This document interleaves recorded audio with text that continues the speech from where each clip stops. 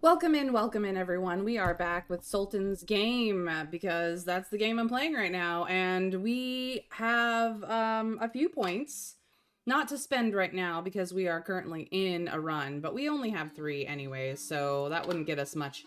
But let us get back into what we were doing because we've got decisions to make, even if I once again am favored by Nightbot running Boulder Parchment Shears for us. We have 6 days to deal with a stone extravagance card, and we've got a billion and one things to do. A billion and one things to do. Oh boy, oh boy. So this is what the board looks like right now. The Sultan is not in court. He's out. And we don't actually even have anything to, like,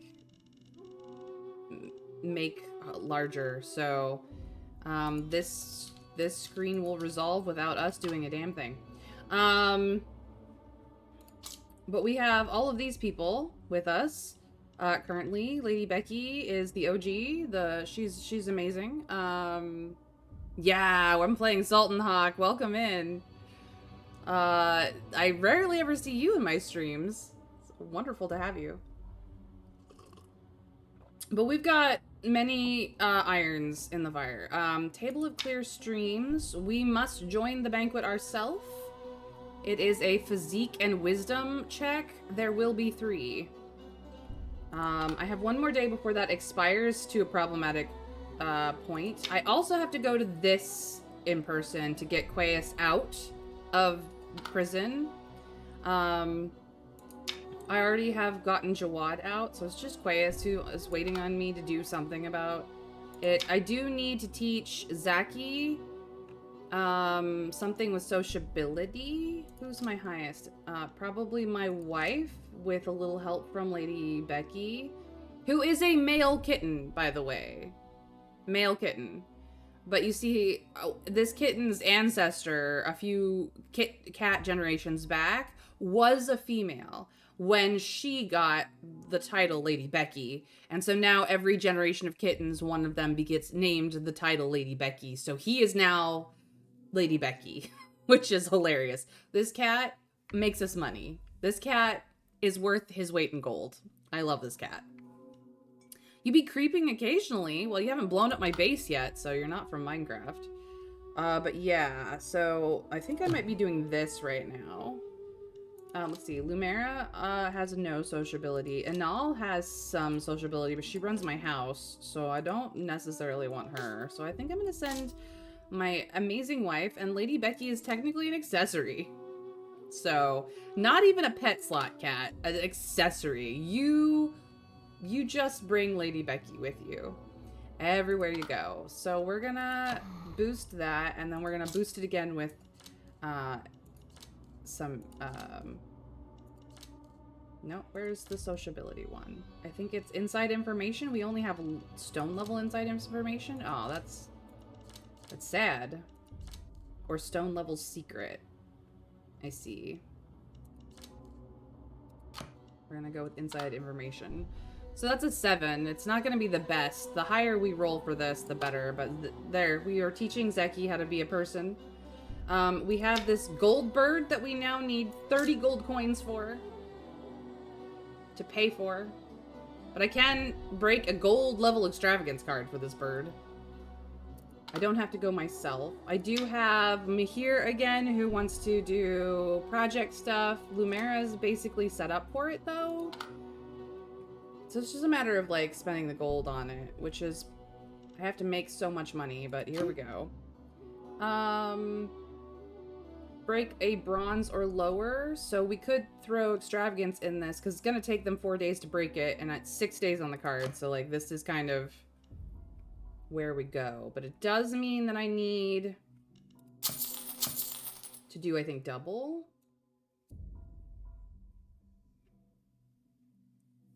No, I don't want to do double. That's too much gold. Just get 5. And we can also put more wisdom in on this, which is also... Hold on. Hold on. Hold your horses. I used inside information for this one when I should have used secret. Don't worry, it's very fixable. Maggie, Zeki. Why is my wife not... Oh, because Lady Becky. That's why. I'm like, why is my wife not wearing this necklace? That would be why. It can go on somebody else. Okay. So that's fixed. Then we go to this. I'm going to do this, and this, and this, and this. And then we've got huge ups on the wisdom, so this is not going to fail, and it will deal with the extravagance. Let's go. I don't have the bloodshed card to escape scrutiny, which isn't the worst, but like I would really like to.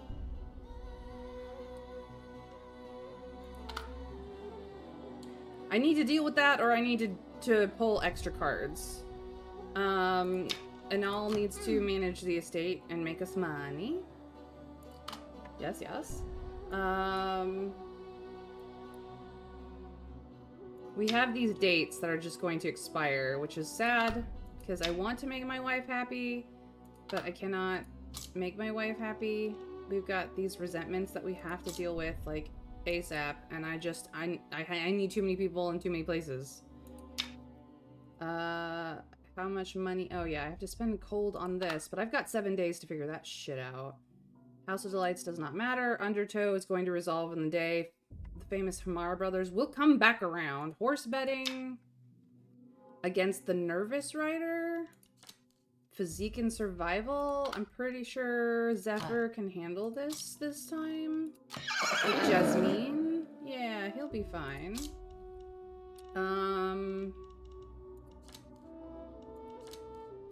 We'll just give him a bronze omen, and then we will double our bet. So that one's fine. Horse betting's fine. What else absolutely has to be? This one, we just need to send somebody at some point. It's not going to expire in a bad way.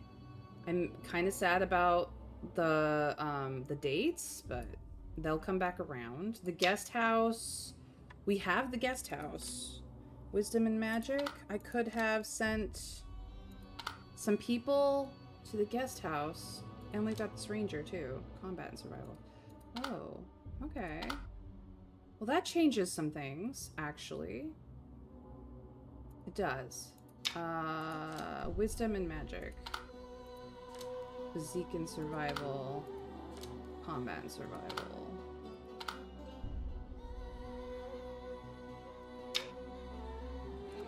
I know. But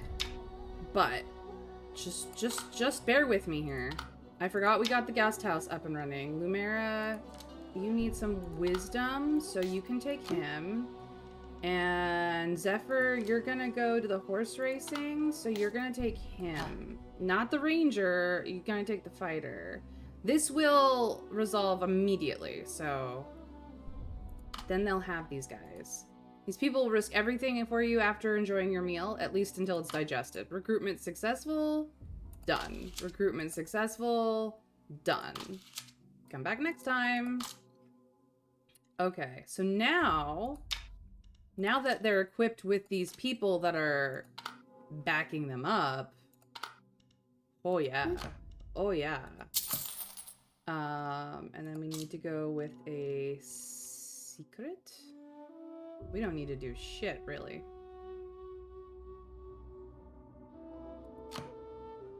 Was it secret? No, it's not secret. We need wisdom. That one is wisdom, but I need the sociability off of it. Intuition is also wisdom. Oh, I don't need that high of institution. Okay, so this will now be ridiculous. And also for horse betting will be ridiculous. We need Jasmine, and we need this, and... Or no, that's the wrong one.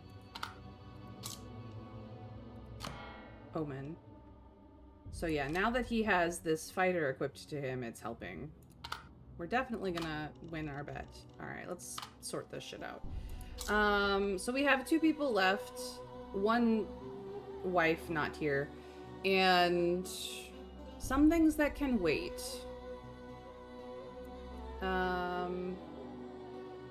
Aziz also wants to have a word.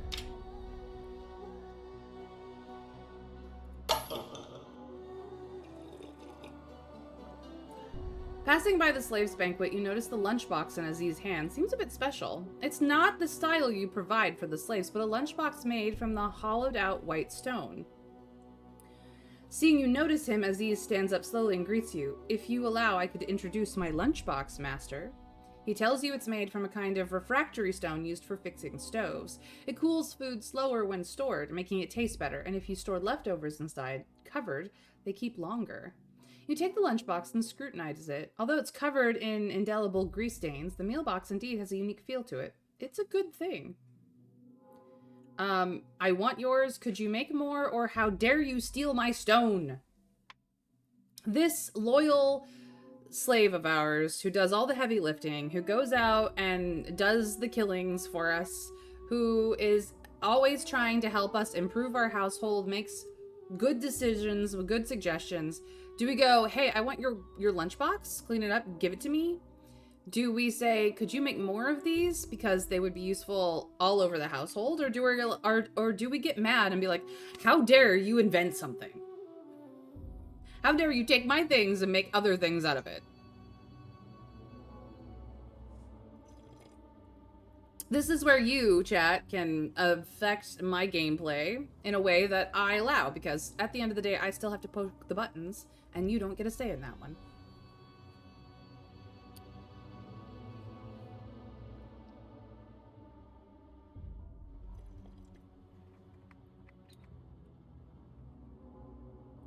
Trav says 2. I am pretty much in agreement with Trav on this one, because I'm like, why would we not trust our slaves who are trying their very bestest to put our interests first? So,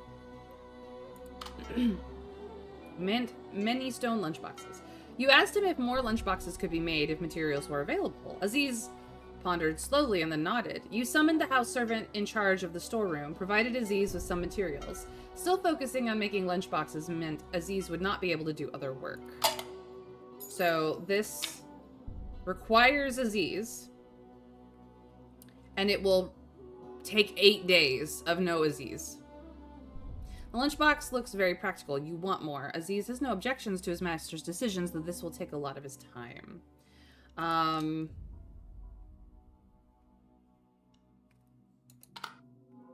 You know what? It's fine. We're just gonna pull everything off of him so that it can be redistributed as needed while he's out. That will be fine. Aziz maketh the lunchbox. He's out for days, and I'm probably gonna regret that decision, but here we are. I need... Okay. What's the limit? I need a stone or bronze bloodshed card.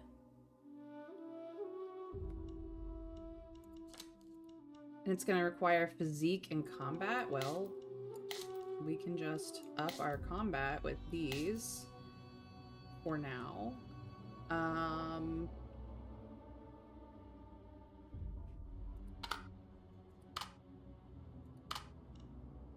Don't worry, the stallion's just down here. He's not wearing an accessory. So I suppose we could put this on until the wife is back. Betrayed friend is still around. The rest of this shit we need to deal with at some point.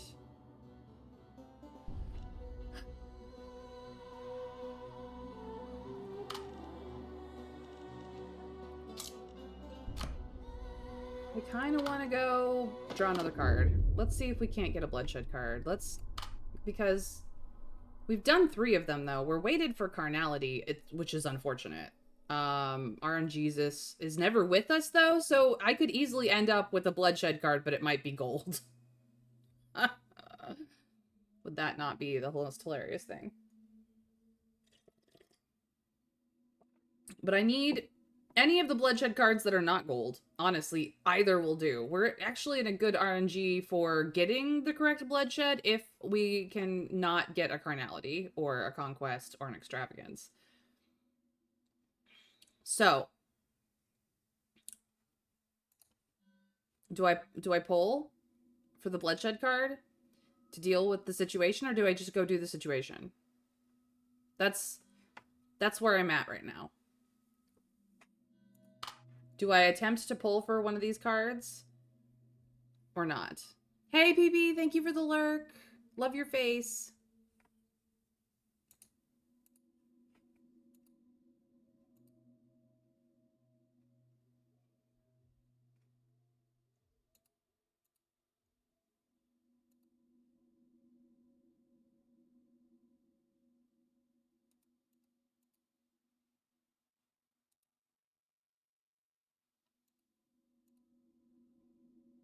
Sure, but carefully. Well, I mean, I pull a card, whether it's careful or not, the things happen. So let's see if we can't get the card we need. Don't screw me, magician. Silver extravagance. I don't want silver extravagance. What can I use silver extravagance on? Well, I could use silver extravagance on the bloody gold bird, but I need the money for it first. That is not... I mean, it's the only other silver extravagance. That could not... I mean... This is annoying.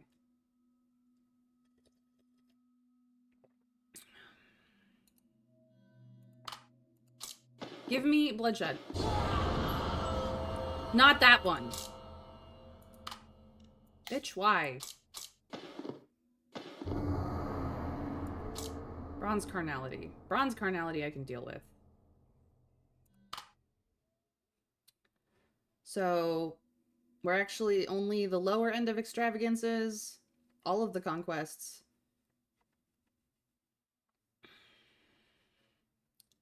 Fuck. Well, I guess I'm just gonna deal with the problem. Patricide, here we go. I can't use the bloodshed card to escape scrutiny. Scrutiny is coming. We need combat.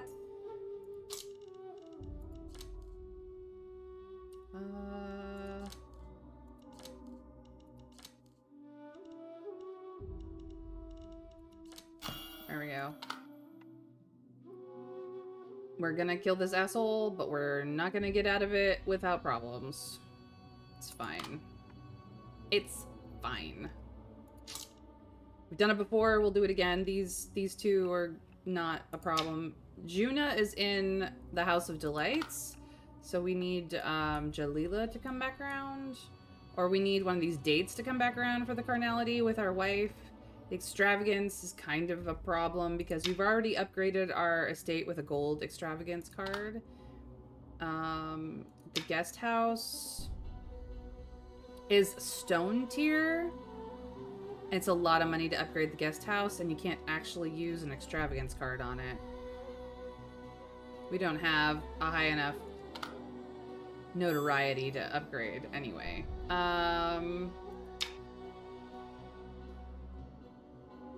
The extravagance card is too high for the places that we have. So basically the gold bird is the only place that we can use it, which actually works out. I just need the money for that bloody bird. Okay. We're not in the worst place we could be. Because the only other extravagance, like we could use a gold extravagance card, but we've already used the gold extravagance. We've used the other silver extravagance. So this is really where this silver extravagance needs to go. We just need the 30 gold coins. Okay, we're not in a bad place. Let's go. Table of clear streams we'll have to do tomorrow. The oasis discovered by you and cartographer Manal seems to have aroused the interest of the Sultan. Shadowy machinations are at work, pushing everything into the abyss, and you are powerless to stop them. Do not take advantage of the situation. You wait in endless torment until news reach you. Sultan's army flattened the new oasis and brought back endless wealth. In celebration, the Sultan is throwing a feast in his golden palace for all his courtiers. Amidst the festivities, you spot Manal. Her face bears a bitter smile. With an almost sobbing voice, she says, "I didn't know it would turn out this way." No one can fathom the Sultan's savagery. You are thrown back to that cold winter night of your adventure, as if you are again stranded on the empty moor, stalked by night predators, with only the two of you guarding the fire, huddling for warmth. You wait for the perfect opportunity, and you find it. You find him. The brother of Lady Fatuna's late husband, lost in the exciting fantasy of all the wealth he is about to inherit, defenseless in the House of Delights. The man is a little drunk. He stumbles towards the silken canopy, the sweet anticipation building by the second. In a moment like this, no one would wear the clumsy weight of armor. No one would keep a blade at hand. An opportunity. I very much overdid it for this. He is really not gonna survive.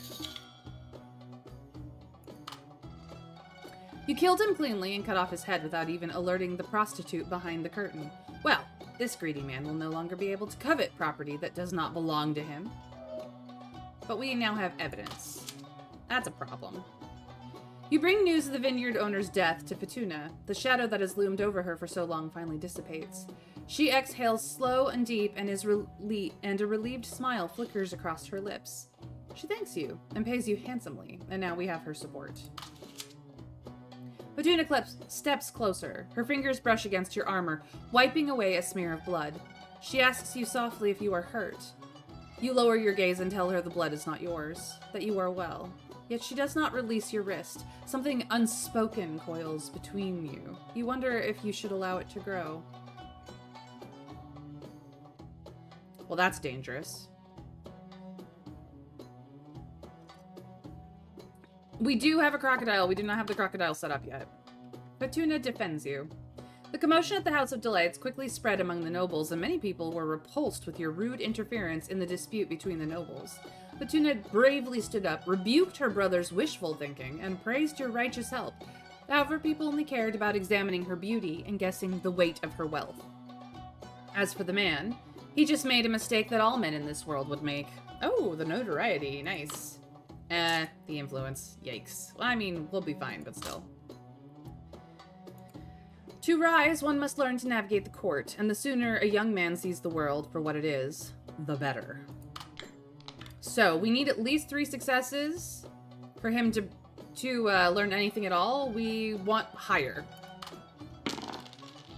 That's 4. Do we try our only reroll? Or are we going to be content with 4 successes?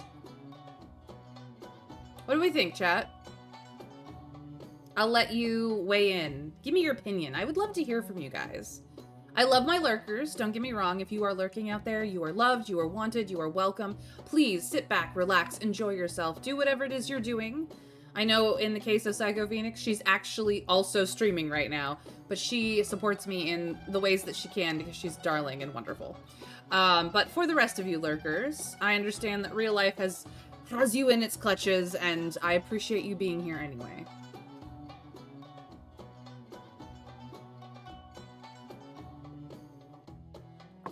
This is training Zeki, isn't it? So we do rather want 5 successes. All right, I will attempt that reroll then. That did not work out. I mean, it's still a success.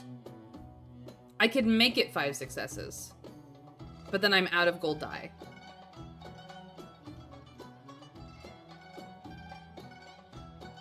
I could make it 5, but then I have no further successes. No, this is the safe one. We're okay with passing. It's the others that are risky. Okay. Well, yeah, this is just him being taught sociability. I believe the higher you have it, the higher his own sociability skill goes, but this is not a dangerous one. It's the one where he confronts his mother that's the dangerous one.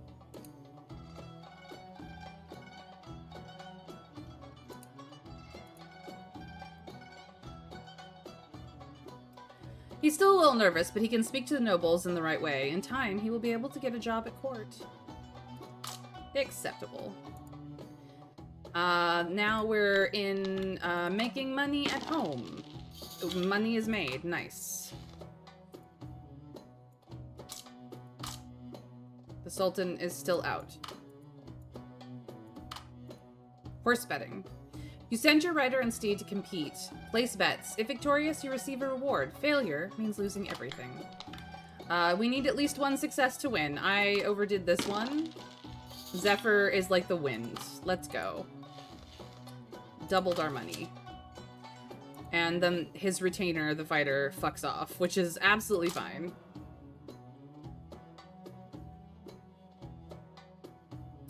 This day, you step into the guest house and spot a crowd haggling around a man. You approach. He clutches a jumbled pile of wares for sale. Seeing you, he flashes a grin. Thought I'd pay you a visit, my lord. That kid you let slip the other day? He's one of mine. The onlookers whisper that this is Alim, the pickpocket ringleader. Every petty thief answers to him.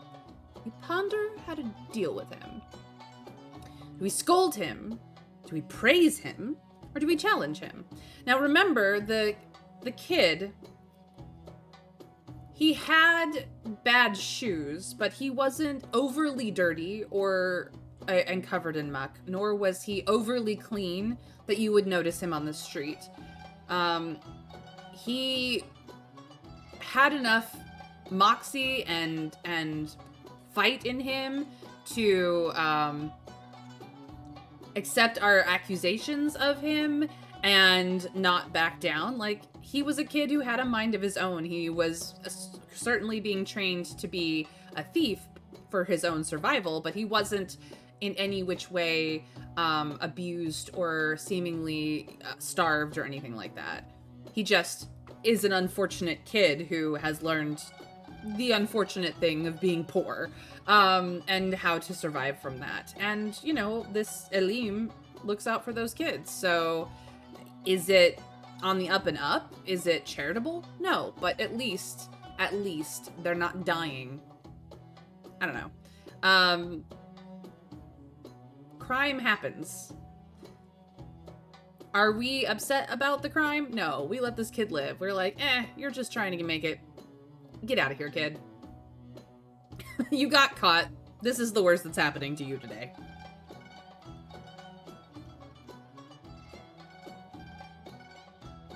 What do we want to do?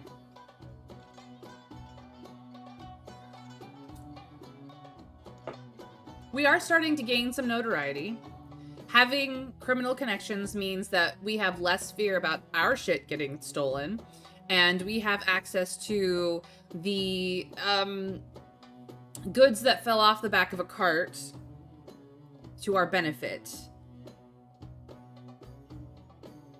In a game where the stakes are as high as the Sultan's game, having connections is always desirable. Praise him. Being on his good side is desirable. Let's not antagonize him. All right. Yeah, because he'll just rob us blind. Sure. You praise Alim. Whatever his motives, at least he tends well to that little thief. The boy's clothes stay clean, his face shod, his face free of hunger's marks. Alim blinks, surprised by your words, then breaks into a sly grin. The great lord has a silver tongue. I just keep my coin markers fed. Those lads are my hands, eyes, my hooks for the purses. Well fed and warm, they work better. Enough of that. Care to see my wares? He gathers the loot, parts the crowd, and spreads it before you. You eye the goods, all shrouded in black sacks. No clue what's inside. Alright. So we can now buy goods. But now I have a freaking assassin, and it's annoying. But we can now, bet on the dogs. Okay. Passion rekindled. Ooh. This is the story of a man rekindling passion in a poor widow's heart through his charisma, kindness, courage, and other fine qualities. I've said thank you too many times. Tonight I want to say something else. Woo! Okay, well, now we have 4 fate points.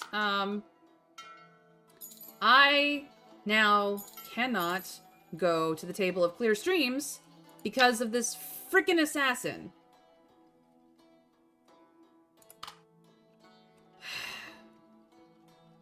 I'm mad about this. I have 20 gold coins. Let's double it. The Day of Charity is here. That needs 5 gold coins, but we get a pure thought. I've got 3 days. I need more money. No. Maggie is back. Can I pull any equipment off of you? Can I do it? No. Because you're stuck in this stupid assassin bullshit. Mother Fluxer. I needed to show up for this. I have to go myself. And I cannot show up for this because fucking assassin. Jawad has screwed me once again.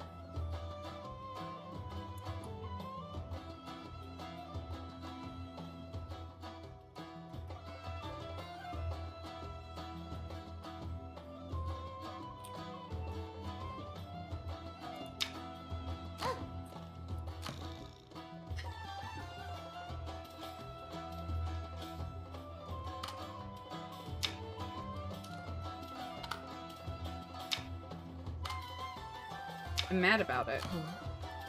I'm mad.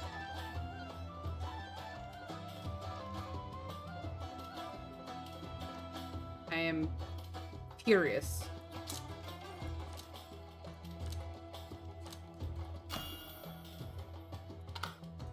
Actually, she doesn't actually need it. It's fine. Okay. Ooh, the best armor in the game. The good charisma attire. The okay charisma attire. The big... Yeah. I don't have the money for anything. Jeez please. We only have the ranger in the guest house currently.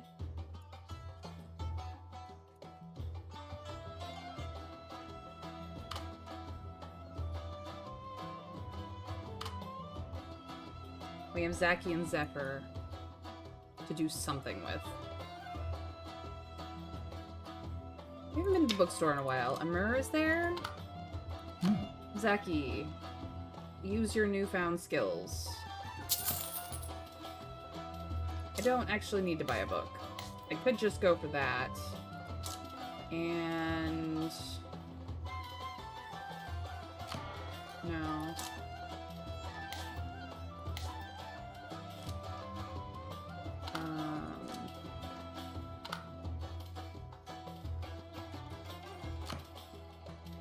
There. Let's see if we can't get support on the old judge for when court is back in session. Zephyr.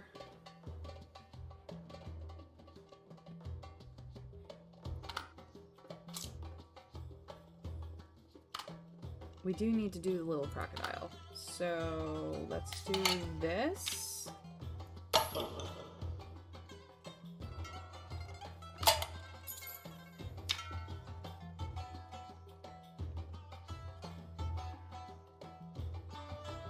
It requires 5 gold coins.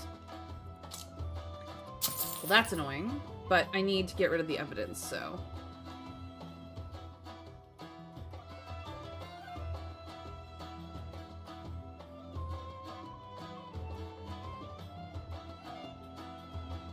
Would have been nice to break an extravagance, but I actually think you can't do anything higher than bronze, so...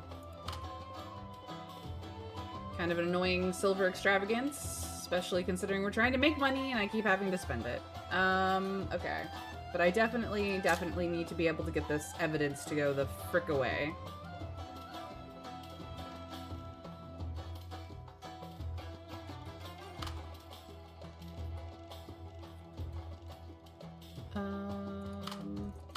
Yep, that's it. So, just somewhere for Zephyr to go. Something for him to do. I suppose he could go talk to Nabini. Oh no, it has to be me or my wife. I'm stuck.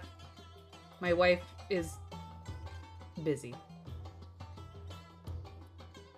Okay.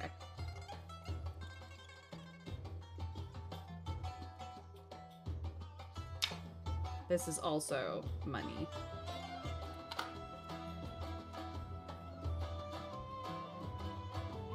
This is also money.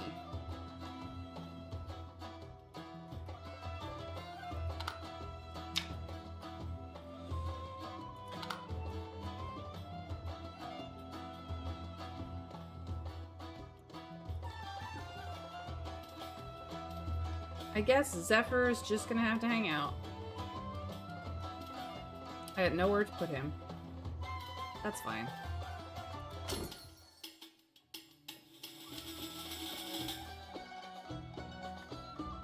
Alright, what do we get out of the bathhouse? Bronze. That's fine. Bronze tactics. That's actually pretty good. We make money. Hopefully good money. Very good money. Excellent. Do we get extra money? No, we just got an extra event. A wanton noble lady demands the Sultan's judgment on her marriage. She married a noble, but the husband, feeling insecure about his performance in bed, secretly had his brother fulfill his marital duties.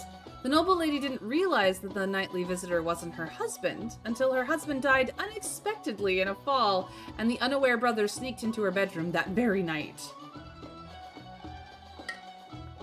Now the enraged and grieving noble lady demands the entire property of her deceased husband's family, including the brother's share, as compensation for the family's deceit. Do we support her claim, oppose her claim, or just go, well, why don't you two get married? Clearly, she's not unhappy about what happens in bed. She's just unhappy that she didn't realize that she had both brothers as part of her life.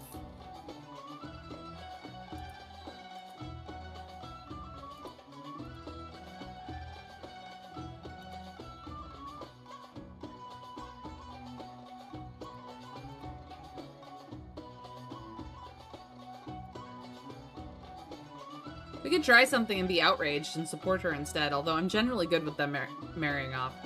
You know, honestly, I like the answer of why don't you two just get married and solve the problem entirely. It just amuses me too much. So I'm going to use it because it's always a good outcome. And you get influence from it. You study the expressions of the two individuals, cautiously suggesting, why don't the noble lady and the deceased brother try it out?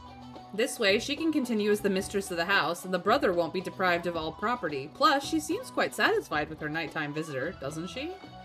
At your words, the two are first stunned, then angry, and eventually both fall silent. Courtiers whisper, having various opinions about your suggestion, but it is clear that people regard you as a smart person who can solve all sorts of problems. Easy. The Sultan is still out, but he has returned. Court is back in session. At the bookstore, there are books. Can we get some support? No? Well, actually, if you are both nobles, the requirement is reduced by 1. So technically, this does pass. Because Zeki is a noble. Yep, taste and wisdom, morality, and ability have nothing to do with each other, but most people rely on taste to choose their friends. And we get support on Amir, which helps us at court.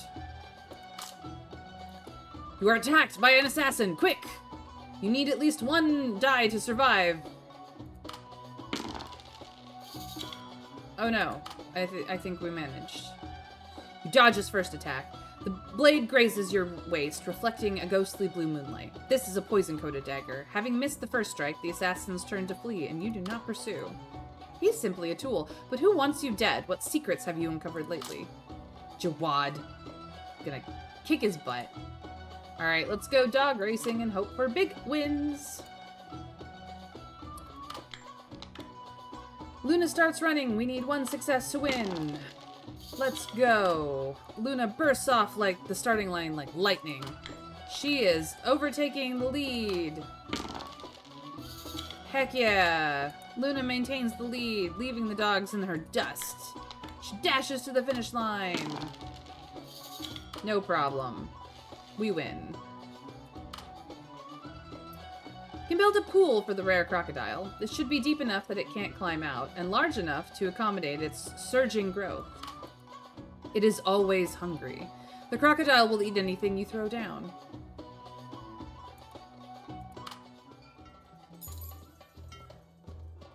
Sultan has returned to his loyal palace. In celebration of Luna's victory, amidst informing you about your winnings, someone approaches you. Hey, you love dogs too? Lowering his voice, speaking with noble's tone and respect. I didn't expect it. Turning to him, he smiles, and a black dog with a crescent forehead mark excitedly wags its tail at his feet. Ah, Luna is my dog, he proudly declares, patting its head. Keep your winnings. You've got keen eyes. We got his support too, which is helpful. Okay, you get in to enjoy this. Done. It will go away. Pack of vicious dogs are back. The foreign merchants here. Zaki has another request. Dealing with Nawful is gone, and that makes me unhappy. Who's at court? An ample noble? So I do need to send someone to court to cancel out his opposition. Annoying. Alright. Where are we at with all of our stuff? This is where we're at. Okay. Charisma and sociability.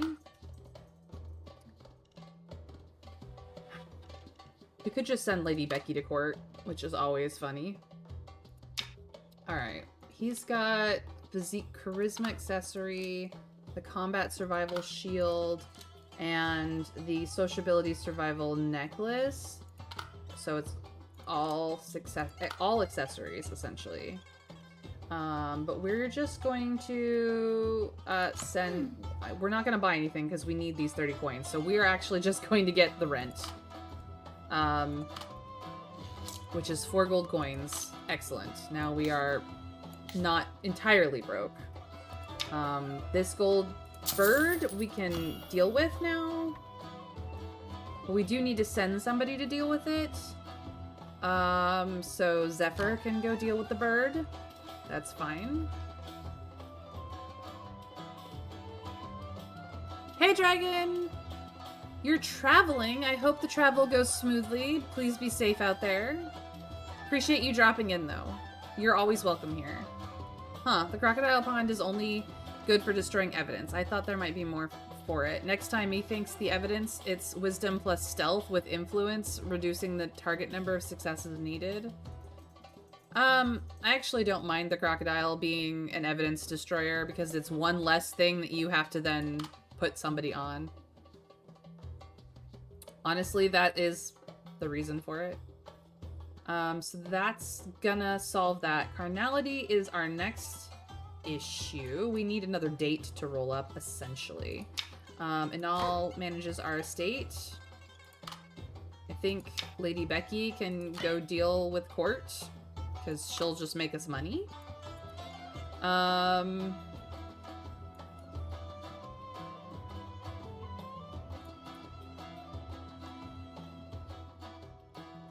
Did you know that Habib can cook the crocodile? I did not. I do need, like, 10 gold for Habib, so we are once again having to make money. And I also have the Day of Charity to deal with, which requires 5. Ay. This is going to be the most use of our time. Stone Extravagance. 3 gold coins. You see a large crowd gathering in the market, and as you approach, it's Nawful's family distributing porridge. To the poor, everyone gets a ladle, and children and women receive an extra ladle. The line is long. Nawful stands behind the cauldron, brow furrowed.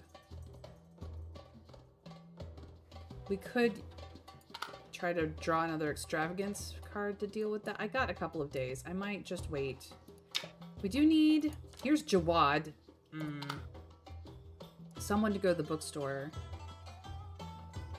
I've already sent the cat to court, so maybe I will just confront him directly. We will not worry about the book. We'll just worry about Jawad. And then my wife can go to the bathhouse for free. I do need to deal with her resentment, but, like, there's too much going on right now.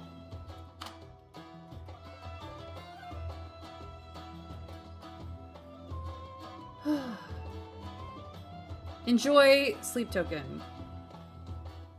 Depending on what time I get to my dentist is gonna be if I do D&D tonight, but at the moment it's a maybe. Yeah, enjoy some sleep token in charge of the dentist. Good luck with the dentist, dragon. I am thinking of you, and I hope that you are able to come to D&D. We'll see what happens. You can cook books. Give a stat boost to whoever eats the meal, which is up to 4 people. That has a lot of potential. Yeah, but I need the money to get him making meals first, actually. That I have too many things I need and not enough people. I probably should have sent somebody to that, but I want the news in the bathhouse, actually. Or maybe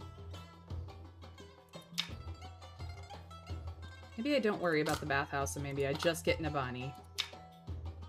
Fine. Entertain him. Jalila is here, but we still got 5 days on this carnality card, so we're okay.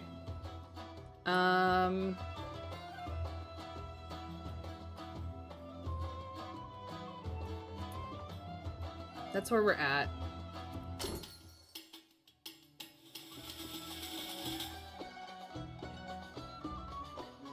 No matter how much you regret it, once the Sultan said it, you had no choice but to buy the damned mechanical bird out of your own pocket. You reluctantly handed over the money while cursing the greedy inventor and the onlooking Sultan in your heart. Thank heavens you didn't go bankrupt. You squeezed out a few tears to ask the Sultan to let you break an extravagance card for it, but the Sultan looked at you mockingly, saying, Didn't you yourself say it was worth its weight in gold? You truly have no one to blame but your own rash words. Anyone can see that the bird is not worth that much, even if it can tell time, fly, and groom its feathers. Any rooster on the street can do that. Now you've really lost. The tears flowing from your eyes become genuine. Your sorrowful appearance amused the Sultan. After having had enough fun, he finally let you go. He just wanted your suffering. It's fine. That is all the most difficult of the extravagance cards done. All other extravagances are reasonable management extravagances. Nabini, the most gorgeous swordsman in the capital and the most adept user of his other sword come nighttime callings, knocks on your door. You don't know what he intends to do. Surely he didn't just come to mock himself. Unlike the rumored frivolity, he was courteous and graceful in his every move. Of course, these are all told to you by your wife afterward. You can see she highly approves of the man, even needing her to tiptoe with her words to avoid giving you any bad impressions. But that's not important. The key is that as an excellent swordsman, Nabani expresses sympathy for your plight and is willing to lend a helping hand whenever you need it. But now we have to convince him to do it over and over again because he finds that it's actually rather boring. Alright, let's make it some money, hope it's good. Excellent. Good money has happened. And I think we're gonna get double. Yep, I called it. Nice. That helped us a lot. Actually, we've got things to spend money on. Frequent appearances in the palace are needed. The nobles are bickering, of course. This makes the Sultan a little bit weary, but because it's gone on long enough without us having aroused suspicion, we get influence. Lady Becky, of course, gets rewarded just for showing up, because he is an exceptional cat. I love this cat. We send the cat to court, the cat comes back with gold. It's just so crazy. Is it equipable? We can wander around with it on our shoulder like a particularly garish parrot? I don't know. We'll find out in a moment. At the bookstore, we deal with Jawad. Let's see if we can't influence him a little for some support. Oh yeah, I think he's influenced now. Look at that. He's very supportive of us. And we got some information. Ay, ay, ay. Barat somehow got wind and visits, proposing to see the insulating and preserving stone lunchbox you have. I've seen something similar among the desert tribes in the west, Barat muses, stroking his chin. They believe demons alter things written in ink, so all their writing is carved on specially made stone slabs. Even their children must learn stonemasonry before they can learn to write. I'm straying off topic. Anyway, the skillful hollowing of the stone is quite good, complete with a lid better than what I've seen. Caravans traveling long distances would need this sort of thing. How many do you have? I want them all. Ooh. Well, that's crazy. Okay. Scroll in, scroll out. Jeez Louise. Our map is getting a little crazy.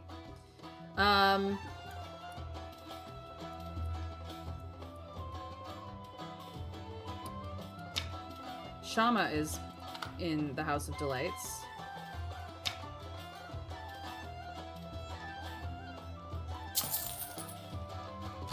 We don't have to go ourselves, so Zephyr, you need to go.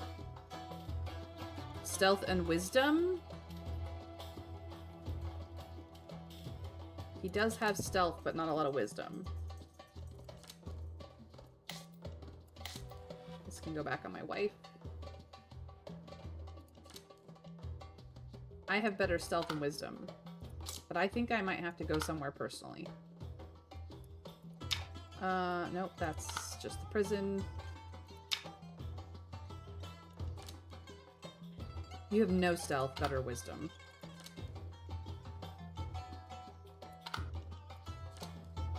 You have no stealth.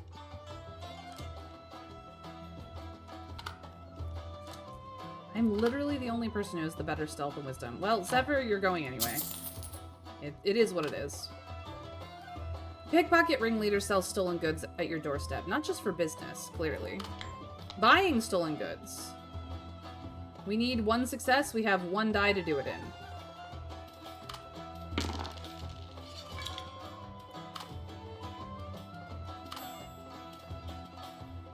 Interested in this way of drawing lots, so decided to try it out at least once. Got a book out of the deal. For our Lunara. Okay.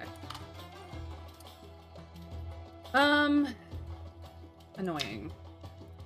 This also needs to be a thing. We don't, we would never. Not for pure thoughts, no. That one will be fine. Feudal Charity has 1 more day. Mysterious Assistance is great. Zeki's request.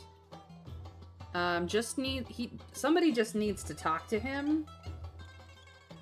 So I'm gonna send Zephyr because his actual requests will require a different setup. So we just need that to be spoken of so that he comes back. After the last guidance, he completely regards you as his mentor for life. This time, he has come to you again, and you hosted him. Zeki expressed his gratitude and admiration for your guidance during this period, but he doesn't want to bother you all the time. He asks where you usually go for answers when you have questions. So, do we tell him that we go to the bookstore, to the prison, or to the dark alley? Yes, I saw the 14 days. I'm not worried about the 14 days. Let Aziz finish his boxes before we deal with that. But what stat do we want to raise in Zeki this time? Trav, if you could look up which stats these locations give for Zeki, that would be really great. I know you've been helping me track that whole quest line so far.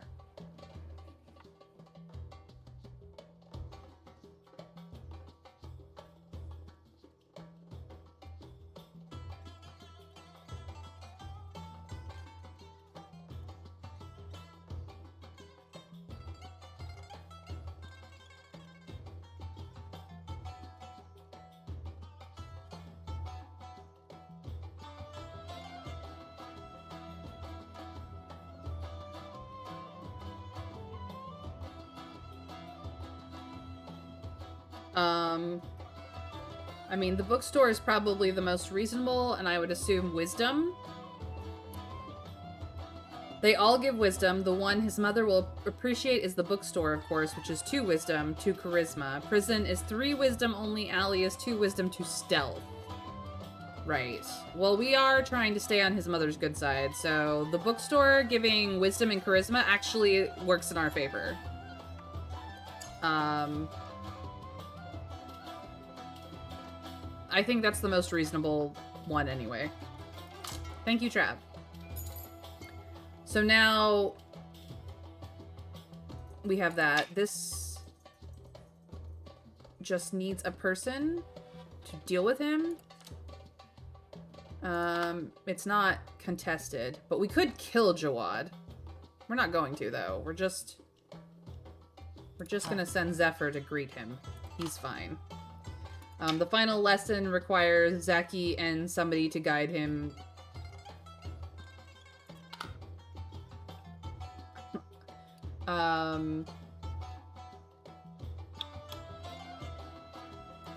Do we send the cat back to the mysterious assistants for more money? This will roll up on occasion. The last time we sent Lady Becky there, she got us more money. I actually kind of want that.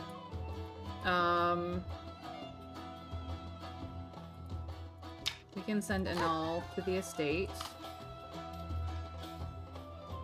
Am I missing?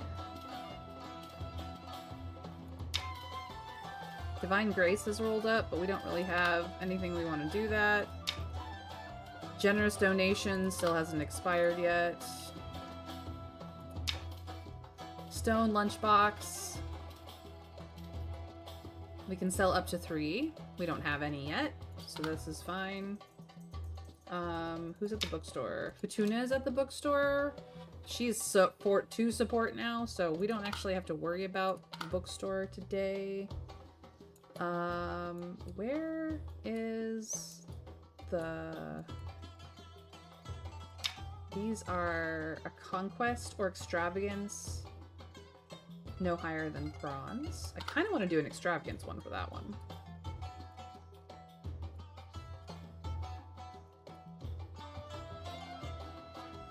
Where's court?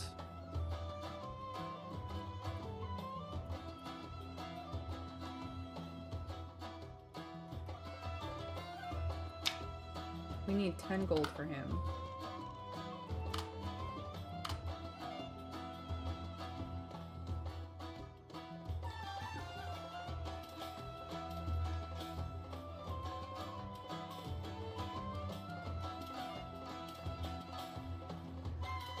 I don't know what happened to the court. I think it's just gone. It shouldn't be gone. Very strange. I do have wife's resentment. I do need to deal with them. So actually, news in the bathhouse you can go deal with.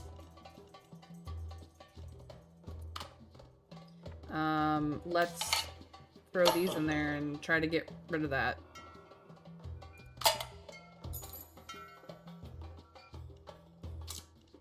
My wife and me and something to please her, which she's wearing. So, sorted. And perhaps you can break a carnality card of the Sultans. Look at that! Problems solved. The carnality card can only be broken by using a double-headed dragon. It's not here. I don't own it. That's the problem.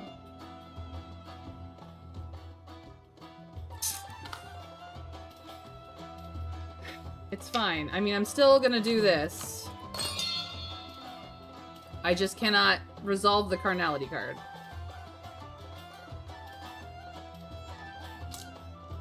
Because I don't have the double-headed dragon. That's ridiculous. Funny. Can I check the gold bird? Charisma 8. But it's a treasure. I don't think it equips. I can try it. Yeah, the gold bird does not equip. Because if it equipped, it would... It's a treasure. It says it's equipment. But it doesn't equip. Unless it only equips on certain people. Yeah, like, I can't...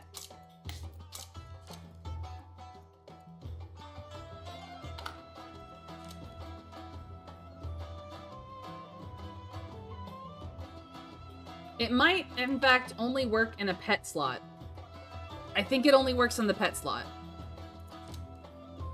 Because of it's considered an animal. And the only person I have with a pet slot is Aziz. You should save one wife's resentment for me, thinks, and then give her presents.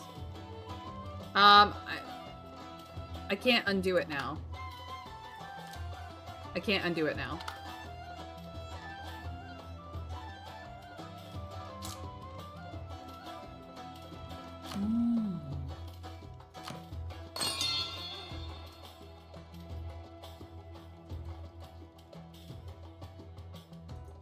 I'm glad, Winter Fairy. Enjoy your clearly Canadian water. It's both of them, Trav, and honestly, I just want to get rid of them. So, I was hoping to get rid of this carnality card, but we'll have to wait for a date or Jalila, I guess. But no, the Goldbird, I think, fits in a pet slot, and the only person with a pet slot is Aziz. Okay, Mysterious Assistant is getting Lady Becky because I need the money. Like, desperately. Which means I only have Zaki left. He can go talk to his mother, I guess. Hi, Mom.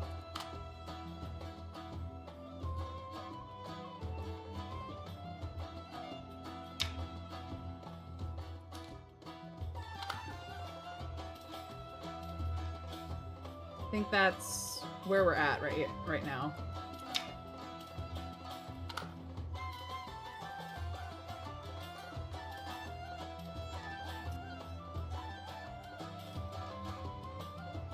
We have 14 influence, 9 renown, 1 infamy, 4 notoriety, 1 point of insight, and a single gold die left. So we've got 3 days, but it's not tracking this carnality card. It's actually tracking,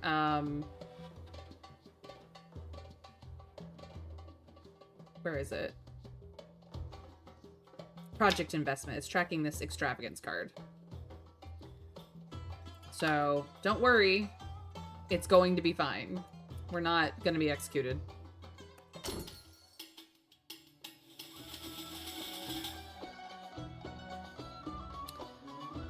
Because it's about to get resolved. Mahir is again inspired. She touts a new elixir that can grant the body limitless vigor and unleash the deep-seated powers of the soul. It would be a groundbreaking achievement, if it can actually be made. But chances sound slim. Mahir's vision persuades you. You give her a significant sponsorship, abundant vigor, eternal life. You long for it. You yearn for it, anxiously waiting for the day Mahir completes her work. We have 27 die. We need at least 5 successes. Do you think 12 is going to be enough, guys? Or do I reroll?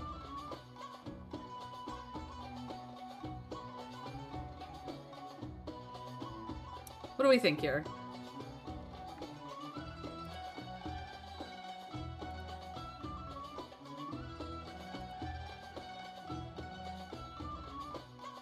Yeah, I figured we'd be good. I like to...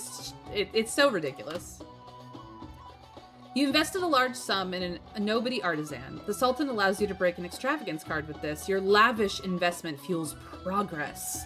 Soon, Mahir brings you 3 vials of impossibly clear liquid, indistinguishable from water. Yet tests reveal a vitality pulsing within. She tells you how these tinctures have saved the dying, halted a plague, reversed the decree of death itself. But they must never meet open flame. The concentrated essence distilled in its purest form would unleash all its energy in an instant. No mortal could withstand that blast.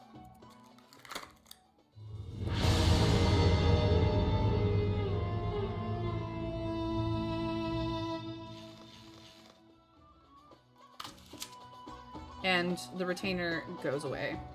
That night, Aleem bangs on your door. One of my pups hasn't come back. Something's off, he says, his face tight with worry instead of a smile. I need your help. By pups, he means his kids, those little thieves. Clearly, he's heard of your sway in the dark alley. How do you reply? We accept. We're not stupid. Please, come with me, Lord Rayed.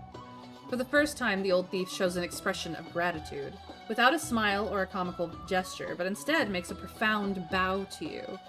Then he walks ahead, like an experienced servant guiding his master. We must deal with the Nest of Decay next, which has time, I believe.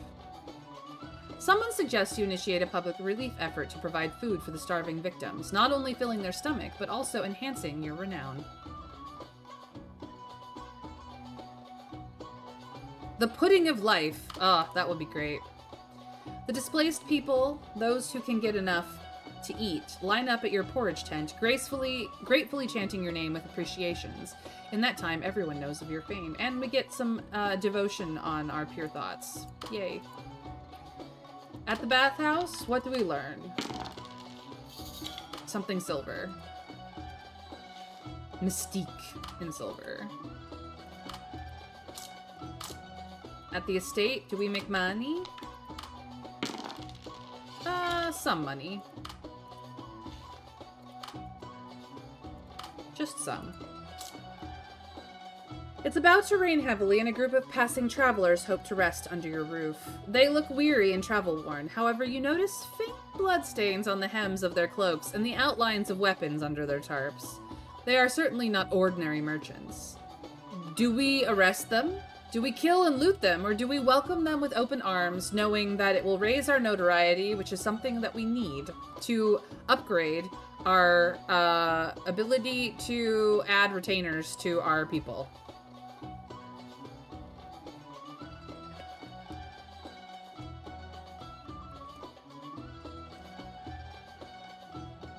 What do we think, chat?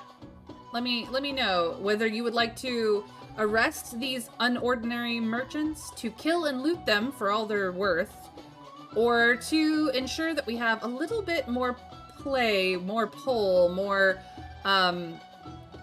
influence in the realms of lesser people and criminals. You just answered yourself. 3 sounds good. Yeah, I know. They might be rebels or bandits, but at this moment they were merely travelers seeking rest in your eyes. You welcomed them, provided them with a warm dinner and beds to sleep in. They left, profoundly grateful for your help. Believe me, that notoriety is so useful. At the bookstore, Zeki goes and says hi to his mom. Hi, Mom, I love you. They talked. Support was gained. Happy, happy. At the end of a weary day, you're passing through the shadows cast by the Sultan's palace walls, ready to return home. A woman in white stands your way. Her pale hands and silver hair seem to glow brighter in the darkness, piercing your eyes. Do you need help? She asks with a sense of approval. This is what you deserve. Whether she's merely a mortal hiding her identity or a messenger of divine power, what harm is there in making a request? You make a very strange request. The old woman ponders for a moment, then takes out a bag of gold coins on the spot from her robe and gently places it in your hand, briefly caressing your cheek. When you wish to inquire further details, she vanished into the shadows between the palace, leaving only the pure white linen money bag in your hand as evidence of what you've seen. Yep. Hey, can you bless my cat? No, but I can pay you for the privilege of hearing about your exceptional, wonderful cat. God, we love that cat. Jawad visits. A noble knocks on your door, smiling obsequiously. Now covered in gold and dressed in fine attire, it takes you a moment to recognize him as a prisoner you once saved. And he still owes you a reward, that bastard. Soon you recall the assassination attempt you faced a few nights ago. Could it be him? Just for a few gold coins? This ungrateful miser. Maybe freeing him was a mistake. Mr. Scrake, welcome in. Thank you for the lurk. Cast Bless on cat as paladin. Yes, exactly, Mr. Scrake. We love this cat. Lady Becky is the best cat in the world. He is just the best cat. Yes, Lady Becky is a boy. We chose not to kill him. Jawad pretends to be very grateful for everything you've done and swears to repay you in full, looking at the grinning fat noble before you, although you still suspect his involvement in the recent assassination attempt a few days before. You needed allies, so you warmly invite him to join you, which he gladly accepts, and we get him as a follower. The promised gratitude fee wasn't short, but it wasn't as much as he had boasted about, because he spent all that money on an assassin. What you are going through and what you have done are enough to drive any spouse mad. You would do well to keep her in good cheer, lest you find yourself dead before you even know how. We gift our wife a piece of suitably expensive jewelry. This carefully selected set of jewelry has completely changed your wife. She has never craved a life of excess, never urged you to seek power. But look at her now, absolutely rejuvenated. You should pursue status. You should pursue wealth. Give your woman hope. Give your woman the life she deserves. So she gains charisma for the necklace. One thing of resentment is destroyed, and Maggie is now a gold card.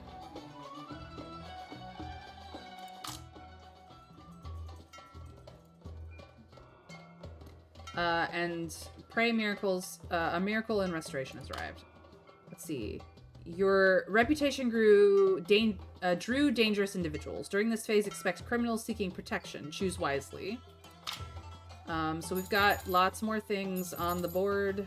Ay. But this... Guys, stop it. I know people want to talk to us. Jeez Louise. This is our wife's new artwork. Look at how gorgeous she is.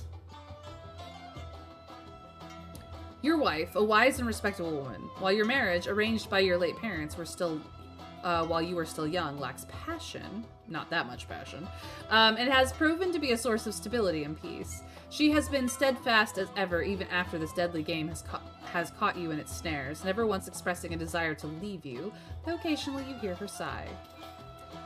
So she only has this Cape of the Spring on her, unfortunately. We should give her better.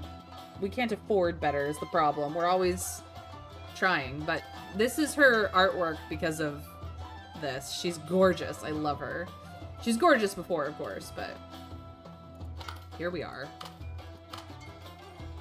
Our wife is the most powerful card we have now. And we still have a bit of resentment to deal with and some pure thoughts with some piety on them. So that's good. Let's see here. What does this do? It's just a trophy that we've owned. Put it in methinks. It's proof of conquest.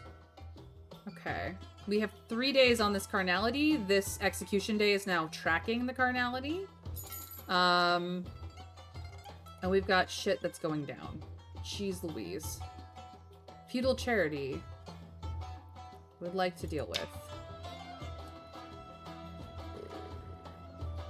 We don't have a stone extravagance card. We could pull for one. Let's find out what our wife would like first, because she's the most wonderful woman in the world. A special pillow. Well. Special pillow it is. That solves that problem. Null is in charge of the estate. The Sultan is actually out, but we have nothing for here, so that resolves. Period.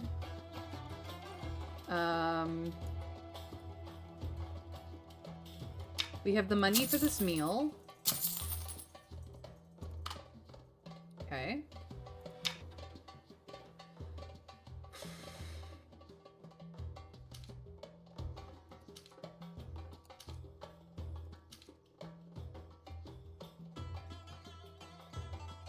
Confession can usually accumulate piety value.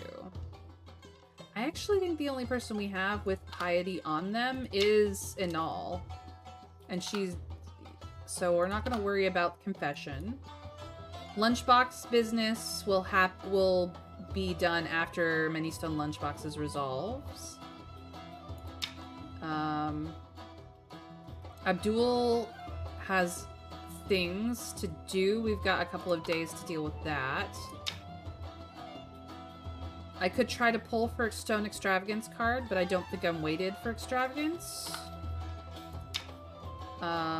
We can get this criminal if we want him.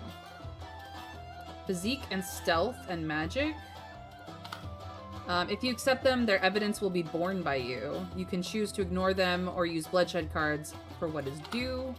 The Crocodile Pond has 5 days, but reprobates in Refuge will re-roll up. So that's fine. Nest of Decay, we do have to deal with. We have 3 days to deal with that. It's gonna require survival, combat, stealth. Zephyr has a little bit of everything. Doesn't have a weapon. Okay. We do have enough to upgrade the guest house, however.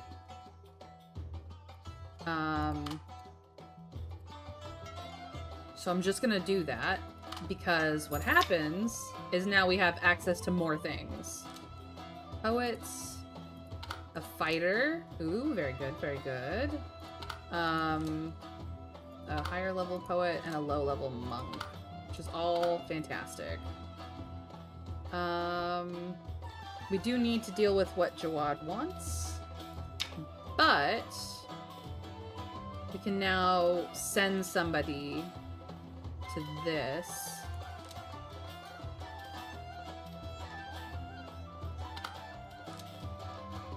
I would actually prefer to send Zephyr.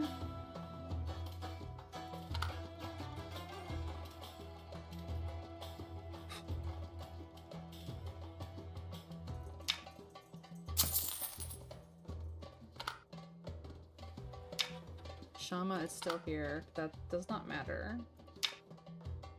Lazig is at the bookstore. We'll send Zaki with a coin for another book. He doesn't have the wisdom for this. Never mind. Maybe I will see what Jawad wants. He would be better at the bookstore.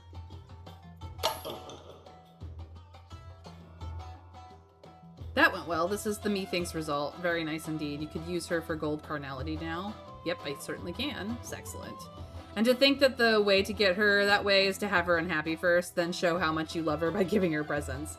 How to make Oathbreaker more fun to play? Give him Hunger for Hadar. Yep, that's definitely it. Jawad approaches, grinning with a syrupy smile, bringing up noble marriages between powerful families. He inquires about young men from notable families, presenting a bottle of good wine, asking about their character, whether there are any hidden dealings, as if you should know such details. So you compose yourself, earnestly describing their positive qualities and virtues until your mouth is dry, only for him to shake his head. They're still unworthy. If I'm frank, they don't match my Aromina. Annoyed, you respond. How great can Miss Aromina be, or are you here to waste my time? So Jawad has approached us trying to get his daughter a suitable marriage. He asked our opinion on the young men from powerful families who might be worthy of his daughter, because he wants her to marry up, obviously, and then decided that all of them were unworthy. Because, of course, his precious perfect girl could not be anyone who would deserve less than perhaps the Sultan himself.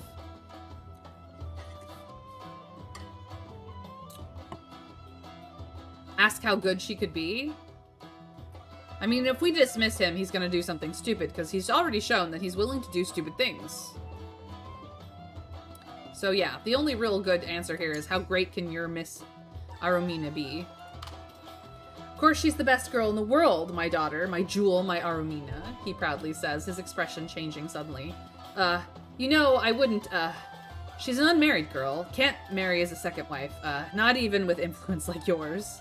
You are amused by his word. It seems the rumors about Jawad spoiling his daughter in the court are indeed very true. Alright, that's dealt with.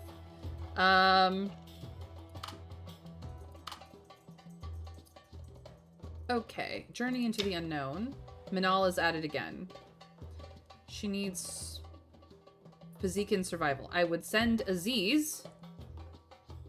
She will go by herself. This is extremely dangerous. If we do not do anything about this, she dies. Manal is gone. He has the strength, but not the survival, is the problem. Zephyr has some strength and survival.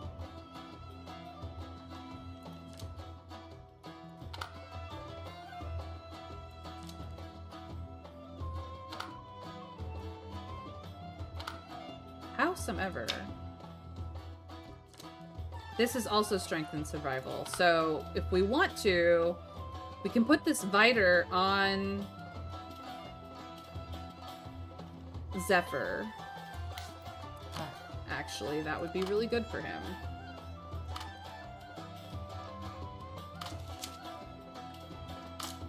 So now his survival and his physique are much higher because of this guy. Good, good, good. He has a weapon slot open. And that just does combat. This is physique and combat. I don't necessarily want to take off his Thief's Cloak. And he already has this shield. Actually, I should probably pull the shield off of him entirely. It's not going to do him any good.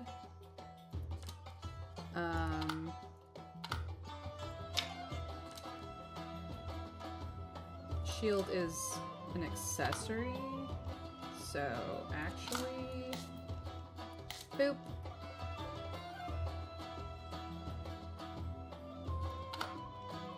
We probably should have put it on her anyway a while ago, but the reason why we didn't is because we kept sending him to the bookstore, but Lumera is perfectly suited to the bookstore with all of her freaking wisdom.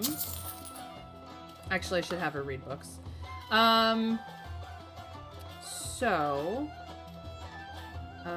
With that, Zephyr doesn't have a pet slot, so I can't actually put the stallion on him, which would have been really great. I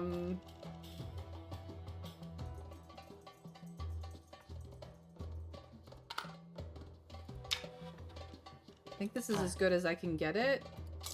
And then...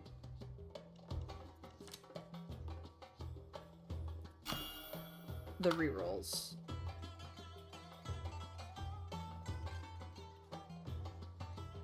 You require my assistance, Mr. Scrake? What can I do for you? Yeah, we should try to keep her alive. I always feel bad when I get Manal killed because she's just trying to do her best in her field. But Mr. Scrake, what can I help you with? Please inform me.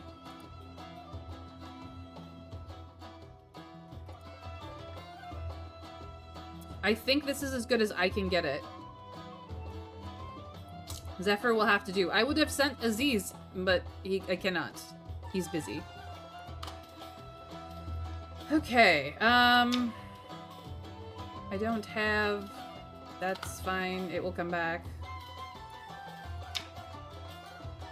I still haven't decided whether I'm pulling for that. Confession is not that big a deal. Ooh.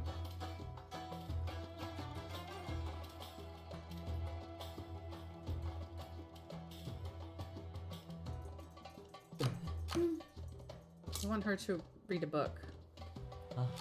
Could do this.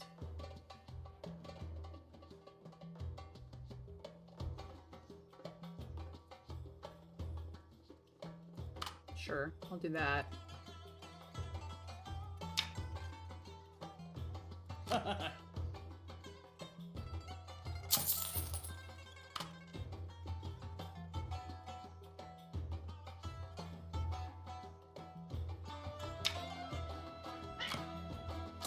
Yes, this is ridiculous. Send the cat to the bathhouse. And yet it still works.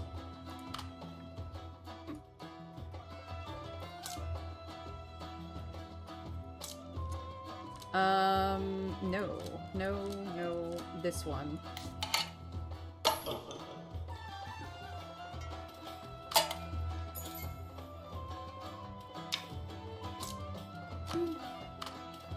Alright, so the only thing I have left to decide is whether or not, because I don't have to send a person here, whether or not I just pay this, or whether or not I try to break a Stone Extravagance card, but I have to pull a card for that. Tell me your thoughts, chat. And in the meantime, I will address Mr. Scrake's requests for assistance. You're kind of torn between what class I should add to my Hexblade Warlock. Right now I'm aiming for level 6 to get Phantoms on kill, also using Pact of the Blade. I was thinking of putting the rest 6 levels into Paladin, most likely Oathbreaker. Are there any other choices that you would take for the build? Because as a Hexblade Warlock, any of the martial classes would be very powerful. You already get your magic from the Warlock stuff.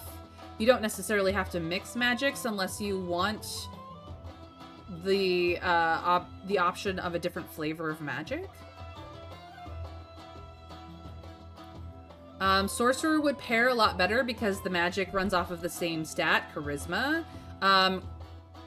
You could get away with Cleric as well because instead of the limited amount, the limited spells that you get from Paladin, you basically get a similar setup, martially speaking, but you also then have access to all of the divine spells, not just the limited selection that Paladins get.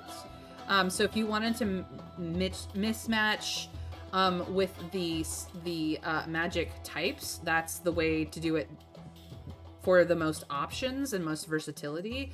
On the other side, the only thing that clerics use for charisma is dealing with their undead feature because wisdom, they're a wisdom-based casting class otherwise. But yeah, I mean, paladins cast from charisma, obviously, so they are a good fit and a martial class. Sorcerers cast from charisma. Bards cast from charisma. Any of those three will give you some flavor of magic on top of the magic you get from Warlock. Or you could, because you're a Hexblade Warlock, lean further into the martial side of things and go Fighter. I wouldn't go with Barbarian because Rage conflicts with spellcasting. You could go Ranger for the martial side of Ranger rather than the magic side, because again, Rangers run off of the wisdom stat for their casting, which is the same problem with druids and clerics. But yeah, the College of Swords Bard class would be also excellent in doubling down on the martial versatility of Hexblade, as well as the charisma casting stat of Warlocks and Bards. Just FYI. I think the biggest up for going Paladin is obviously Smite. Yes, Smite is the reason why you would take Paladin, regardless of what oath you might bring to the bear. College of Sword Bard, similar thing. You're still upping your versatility, but instead of going necessarily extra damage with your Bardic Inspiration die, you might actually be going for extra utility and or more reliability in your hits and or better AC options, because let's be honest, Hexblade Warlocks are just slightly squishy, and College of Bards AC ups with your Bardic Inspiration die makes that much less of a squishiness problem while adding more versatility in spellcasting, and you still get the benefits of having the casting at the highest level of Warlock shenanigans that refresh in a short rest as well. So I know you're very fond of Paladin, and it is not a bad choice to go Paladin, Oathbreaker, or otherwise, but consider Bard. Just consider it. Just really do the deep think. Anyway, I hope that helps, Mr. Scrake. I have a friend who's very much a, I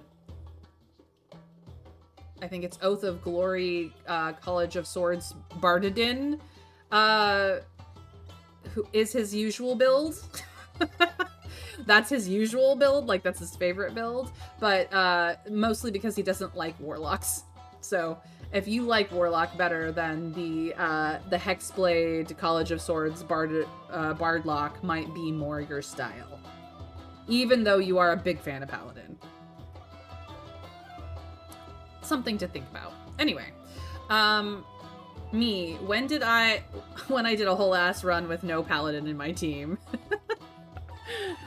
I don't know. You seem to really, really love paladin, so I'm just saying.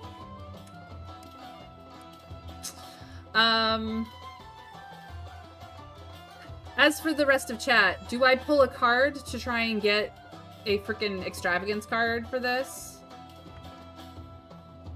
Let's actually just look at what the RNG is for that. So we actually have the least amount of extravagance. We are weighted RNG-wise for carnality. We have one of the bronze carnalities being resolved this turn. But we're still heavy weighted to carnality. Gold carnality we can deal with because we now have our gold wife. The bloodsheds are problematic only if we hit gold bloodshed right now. Conquests, only gold conquest is actually problematic. Silver conquest, we have the Hamar brothers roll up often enough to deal with. The rest of them are lower level and not problematic. So out of all of this, we can handle a low level bloodshed. We want this stone extravagance card. Like, that's what we want. What we're likely to get is silver carnality. Just stupid. No, it's not good. But you know, the magician, she's fucky wucky. She likes to play with me. So I think I should just pay the money and not worry about the extravagance. Gonna be honest. That's what the RNGesus is telling me. And RNGesus is never my friend, so that's that.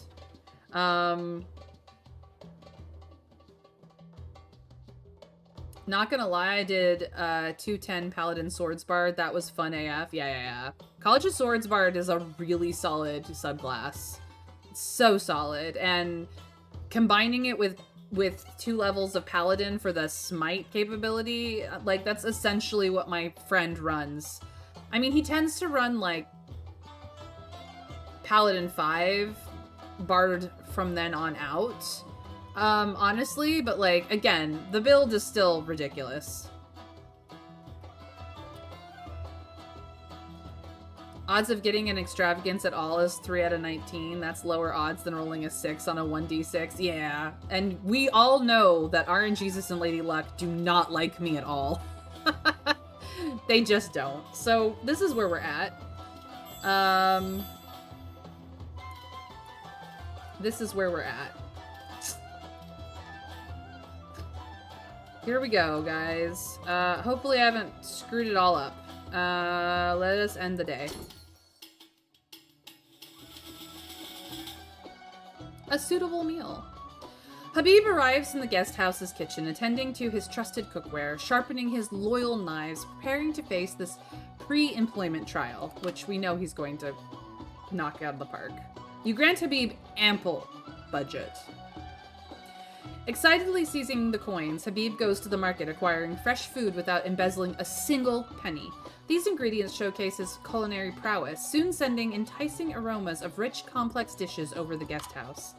Even the clueless help workers, there to earn money with no tasting experience, can't help but salivate.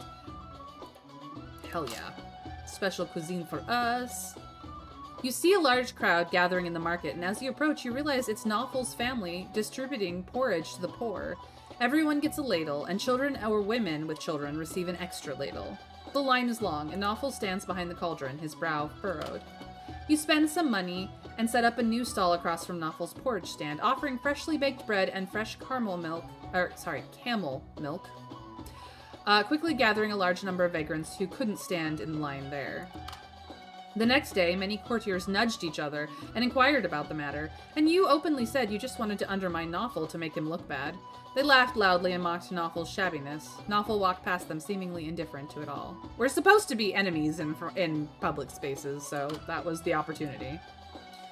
However, we did double how many people got fed that day, just by the 2 of us being there. So, were we really the bad guy? I don't know.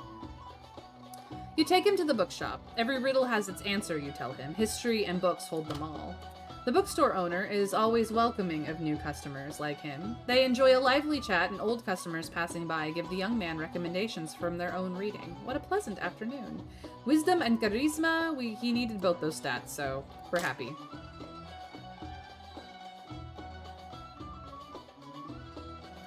We sent a cat to the bathhouse to gain us some intel. The cat comes back with silver intuition. I love this cat. Lady Becky, the best card in the game.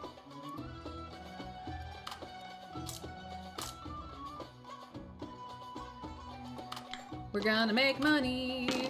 We make it the money. It's very good. It's very good. Ooh. A lavishly dressed man suddenly appeared at your door, gesturing to indicate he was an exiled foreign prince and hoping for your support to return home, promising a reward afterward. Whether or not there would be a reward, you knew there was definitely a trick. So the Nigerian prince has emailed us saying that his funds are stuck in some sort of nonsense and that if we should just give him a little bit of money, he will make us a millionaire. What do we do, chat? Do we expose him for the fraud that we are pretty certain he is? Do we dog-eat-dog him, whichever that particular choice means, or do we use him for our own benefit because he's attempting to use us for his? I also want to try a 6/6 Bladesinger Eldritch Knight build, because funny. That is kind of hilarious, actually, Mr. Scrake. I wish you well in that build. I hope it's survivable. Some of those early levels of Bladesinger get a little dicey.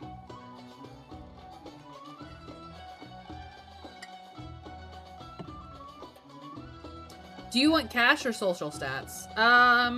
Cash, I think. I think cash is kind of where we are bottlenecking too hard. I mean, social stats I wouldn't say no to, but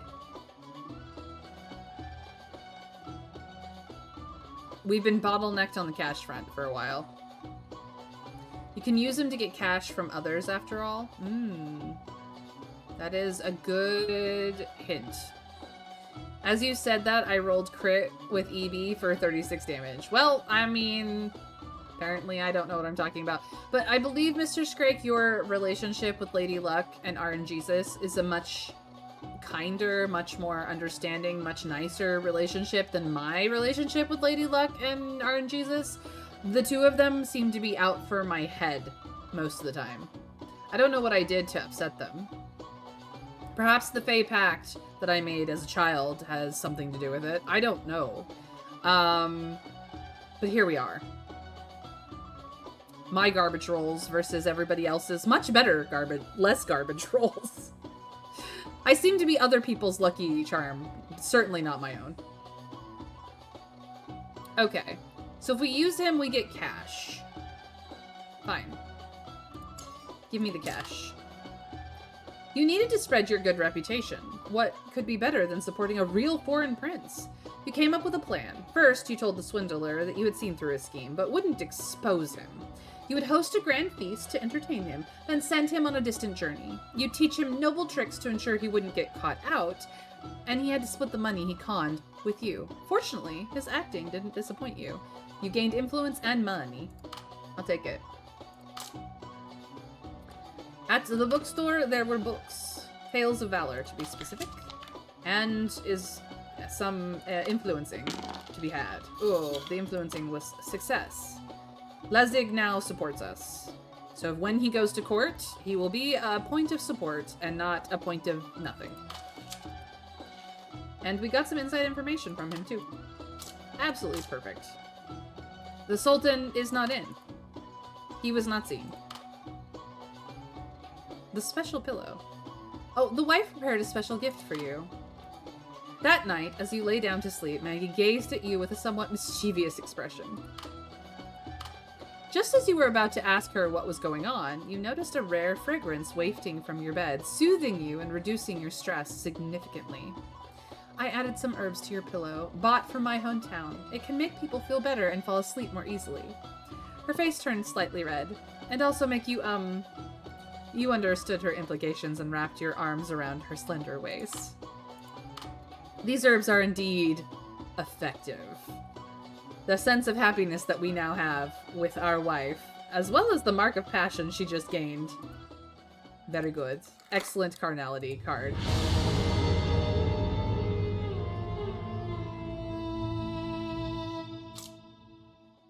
My wife is now much happier.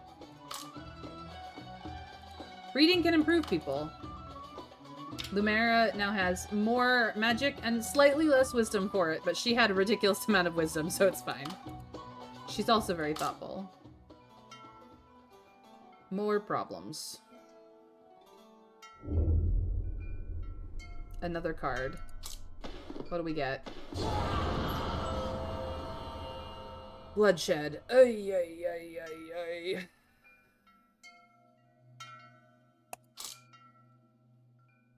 Could have used this elsewhere, but it's fine. Alright, so here's where we're at. We got one of the annoying bloodshed cards, but outside of the gold bloodshed card, we're kind of okay. Extravagance is nearly almost handled. Carnality, we now have our gold card wife, and we've not used a carnality card directly on her, so we're set up for our future. So gold conquest really is the most problematic thing here. Not gonna lie. And gold bloodshed is the most those two are the most problematic things there, and at least one of them we'll probably have to use at court, assuming that we don't get screwed on that one.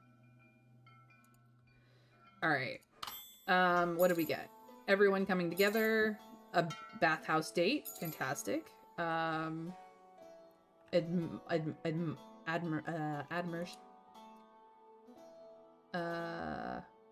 We can put conviction on Zaki right now.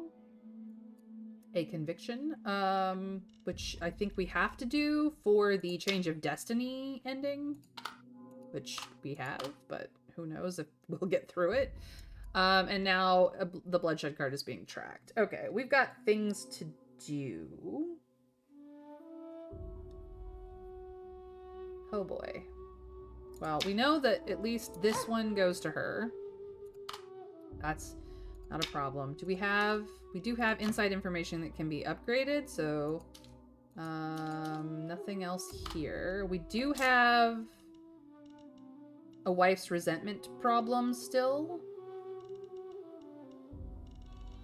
Pure Thoughts only has one piety on it. And convictions, we have freedom from fear and where's the other one? Intent to rebel. Those are our convictions that we can put on somebody. We do need to deal with not that guy. Nest of Decay. We don't have to do it ourselves. Uric. Thank you for the follow. Welcome in. I hope I've said your name. But I'm May, or I mean Mayrin Althea Tover. I mean, that's how I pronounce it. There are other pronunciations I will accept, and basically just call me May, like the month of, but spelled wrong. Welcome in. This is Sultan's game, if you hadn't been paying attention, and it's amazing. I highly recommend. But yeah, there's... here is the link to the game if you're interested, and I have a playlist on my YouTube channel in case you want to catch up on where we're at. So those are places for you if you'd like. It's all optional. But if you're gonna hang out and chill and just lurk in my chat, by all means, I'm lurk friendly. So sit back, relax, enjoy. While I talk through all the many, many, many decisions that I must make and beg chat to help me. Because decisions are hard, man. But we're all just having some fun here. It's fun with friends, is essentially. So thank you for becoming my new friend. I love that. All right, with that aside, now that I've done the PR part of my stream, we do need to deal with this. We have one more day before it becomes stupid, but we do need to deal with this. I would like to take my beautiful wife on a date. I could just kill her. That's terrible. I'm not gonna do that.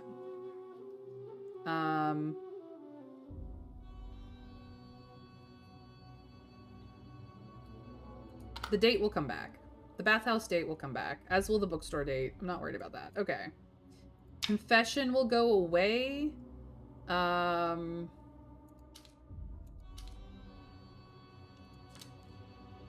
This is apparently cursed, I guess, because it needs to be purified. That's hilarious.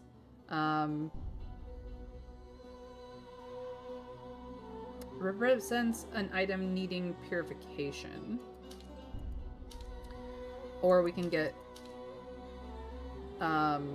faith, piety on a person. One cannot usually repeatedly confess. Confessions can actually accumulate piety value, and the only person we actually have with a mark of piety at all is Anal, who is running our household. So, do we want to put a mark of piety on and someone else much more useful? We could do it on our wife. She only has passion marks, not piety marks. Who's in the guest house right now? A couple of poets and a monk? Okay. What is this? Ah, this is food. Everybody gets to have food. Which gives physique to everybody. You... Who needs physique? Habib could use some physique. He could eat his own food. You could use some physique. I've got plenty, although some of it's from this, but it's still... I've got like 5.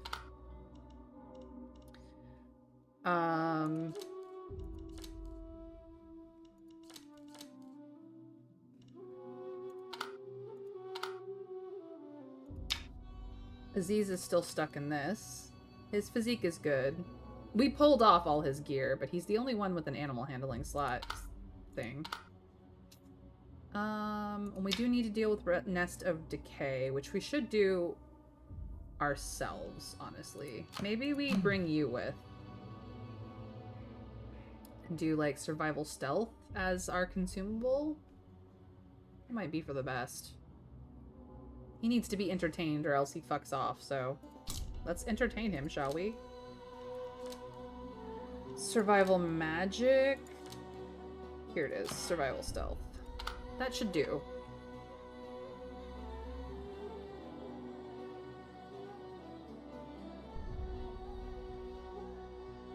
That should do. Alright, let's get that done. We are ignoring the freak. We don't care. We don't need him. I don't really want to deal with his evidence. This is fine. Lunchbox business is waiting for stone lunchboxes to be done. Confession is nice, but it's... I'm not set up for it. Blessings are nice, but I'm not set up for it. I don't really care.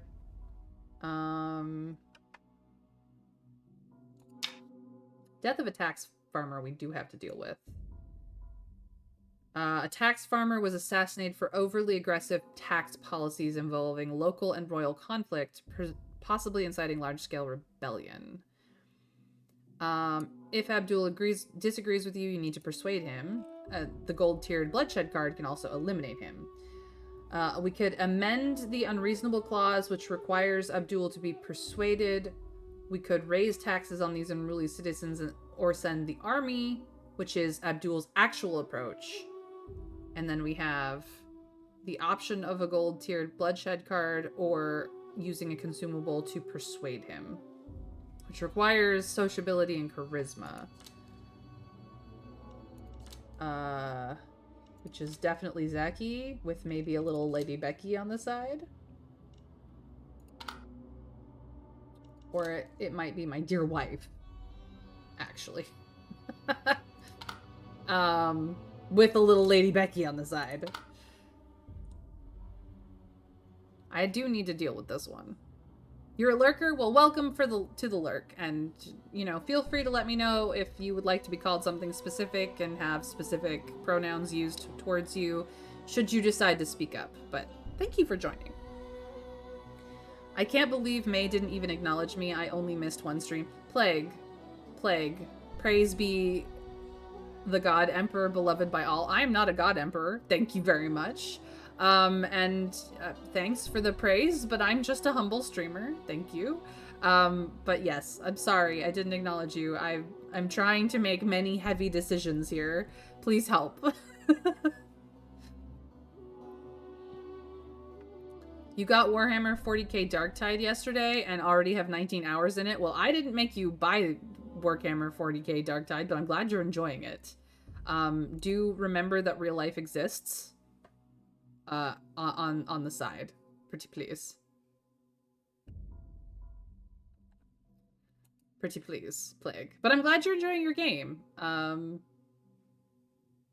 You'll have to tell us tales of what you managed to accomplish in the Dark Tides, because I know Warhammer is crazy. The Chaos Gods are very dangerous. Actually, all the gods there are dangerous, let's be honest. You've got a sprained ankle officially. Yeah, like, keep that thing elevated. You know, if it's throbbing, ice it down. Be more careful with yourself, please, Plague, because either you're ill or you're injured, and I'm concerned about both. My dear friend. You could also, you know, start conversations on Blue Sky with me. That is also something you can do with your time while you are off your ankle. I hope you have at least a crutch to get around with now. Or maybe, like, a cane or something, so that you don't have to put your weight on that ankle until it's ready for it. And when you get to the part where they're like, hey, you need to, strengthen your ankle so you don't sprain it again, definitely keep to those exercises like clockwork, because it will help you in the long run. Alright. I would like to amend this undesirable clause. So now we're just gonna... Lady Becky and Maggie is gonna be brilliant. Look at this. Brilliance. And then we need... what is it? Sociability and charisma? That's just charisma? I think I needed... secret? Higher level secret. Well... I guess it's gonna be silver tier mystique for the charisma. Yeah. That's gold on gold action here. Our dear perfect wife with her upgraded art is, gonna take the best cat in the world and be like, dude, you've got to chill out on these taxes.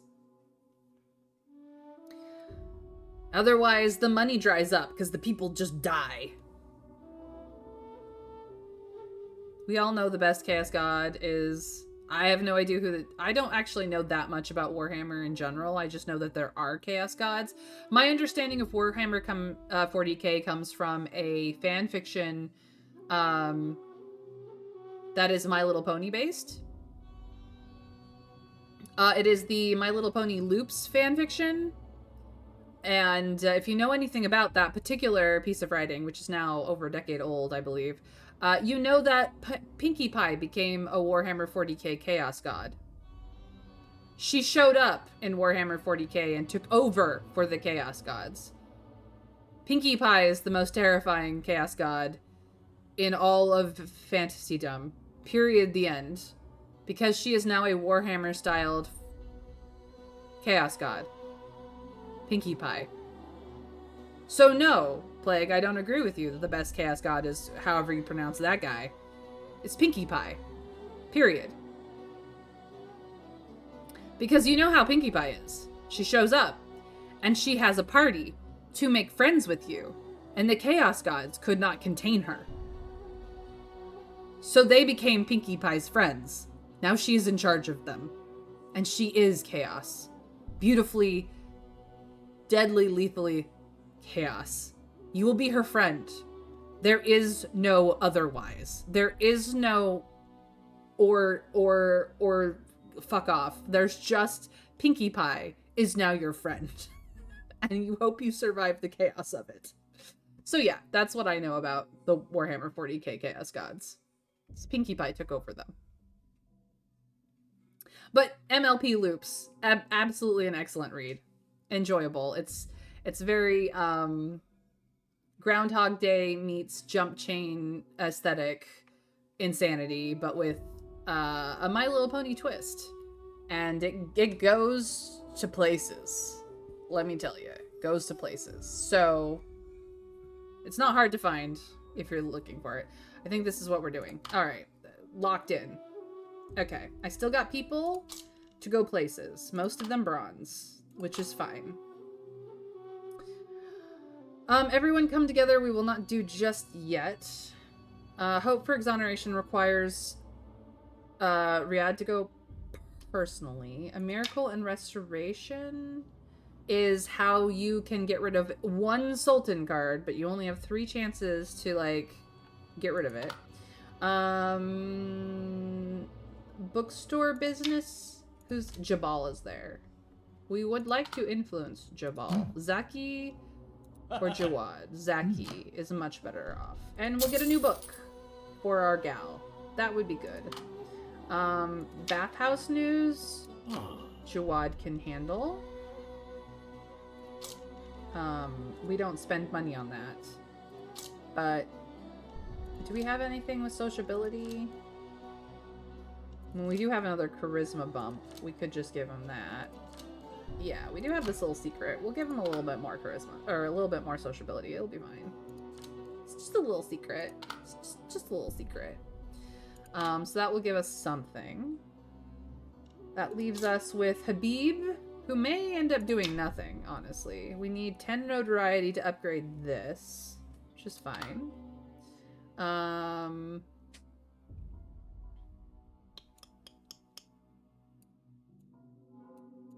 And then I guess a book for a girl. Oops, wrong menu. Okay. For this, I need to see what her stats are. So she does only have a charisma of 2, so we could give her a little bit more charisma. Not that charisma is a big deal for Lumera. She is our magic girl. I mean, her magic is actually only a 4 because this is giving her 2 points of magic. Her wisdom is a 9. Because she just lost a point of wisdom, and her physique is legitimately a 3 because I gave her a book to deal with that.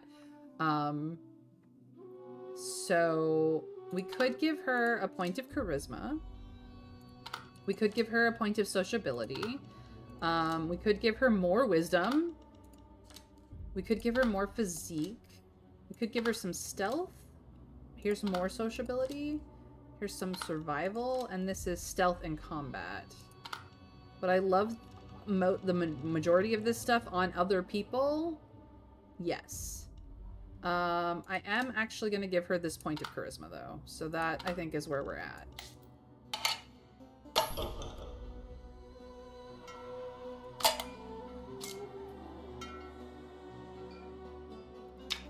So this is where she goes.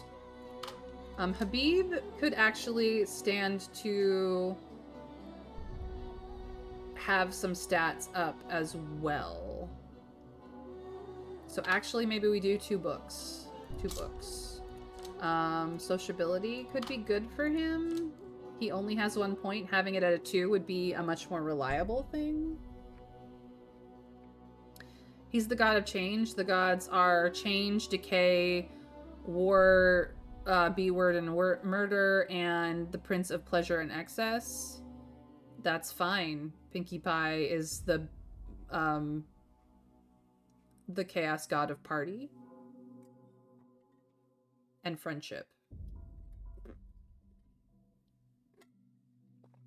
I believe is what she ended up becoming. Nurgle's followers become rotting with disease and become large and bloated, gaining multiple organs and thick green skin. You become a huge bloated mess, but while in Nurgle's embrace, you feel none of the pain and only bliss. You know, that's actually fine. I could live with that. I'm not a big fan of pain, so if I could only feel good about being the ugliest thing known to existence, that would be fine. I'm down. I mean, I wouldn't be my favorite, but I could definitely go with Nurgle if necessary. Okay. So, what do I want him to learn? Wisdom? He has a wisdom of 2. Some of these have a wisdom requirement. Yeah, he can't even read this book because he needs 3 wisdom to read the book to get more wisdom. He needs 2 wisdom for physique up, which is always good.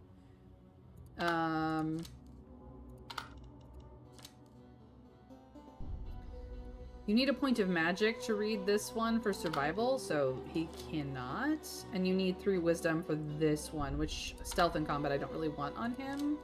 I actually think I might give him the dignity book for sociability. Because having a 2 sociability with charisma and wisdom would actually just work out for his position as a handy chef in general. Okay, that's actually pretty good. So let's just give him the other stone level book and be happy about it. So that takes care of all of our people, actually. We're still managing things. I still need somebody to die. I have Haunted Mansion for this option. This requires Conquest or Extravagance. This is Conquest or Carnality. This is Conquest only.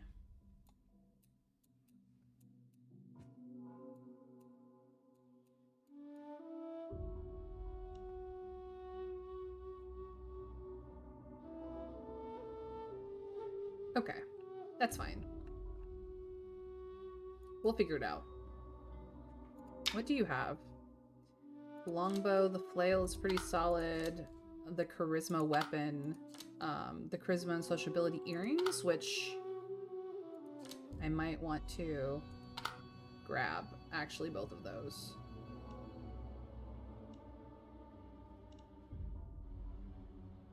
Kind of waiting for the double dragon dildo, actually. We'll wait on that. Alright, here we are. End the day.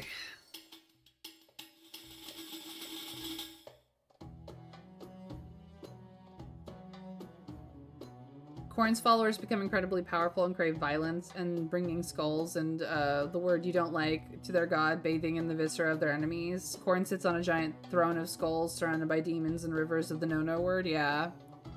I understand that Blood for the Blood Throne is a reference to that particular Warhammer 40k god because they use it in Dwarf Fortress as kind of a nod to that. I can get away with saying that B word as many times as I feel is safe. I hope that the rest of you will respect my hemophobia and not use it. It would be appreciated. But thank you, Plague Doctor, for being so kind in your description of Korn's followers. I would not want to be one of his, clearly. Of course, he is a god of chaos and madness, so maybe my going batshit raving mad and, you know, being a murder machine would be fine for him. It's just I wouldn't enjoy it very much. Well, anyway. Ad starts in about 50 seconds for those that's relevant to. You can escape the ads a couple of ways, but everything is optional. You can watch the ad. That helps me. I appreciate it. If you're lurking, it's not that big of a deal. It's just, you know, a normal ad break. If you follow many streamers and want to support them better, Twitch Turbo is an option. It means the ads still count for us, but you don't have to watch them. That's the option. It's the cheapest of the options if you watch many streamers. And if you just watch me or just support a handful and you've got some extra cash on hand, a direct, you know, support of us by becoming a subscriber of any tier is the best support you can give us, outside of just throwing bits at us anytime you feel like it, which, again, all optional. And I am supportive of having you decide what options are best for you, because I'm just happy that you're here at all. I just love your company. You guys are my friends, and you're all dear to me, so don't think you have to spend money on me just because it would help me out a great deal. Please only do so if you have the resources for it. And I hope that you enjoy my content enough that you think it's worth your while. Anyway, We'll stop with the sales pitch, because I hate having to do it, but unfortunately, it's what I have to do to survive. Here we are. You venture into the dark alley's depths among the rare tall walls and iron gates that withstand soldiers, but still reeks like a dump. Aleem's fists clench.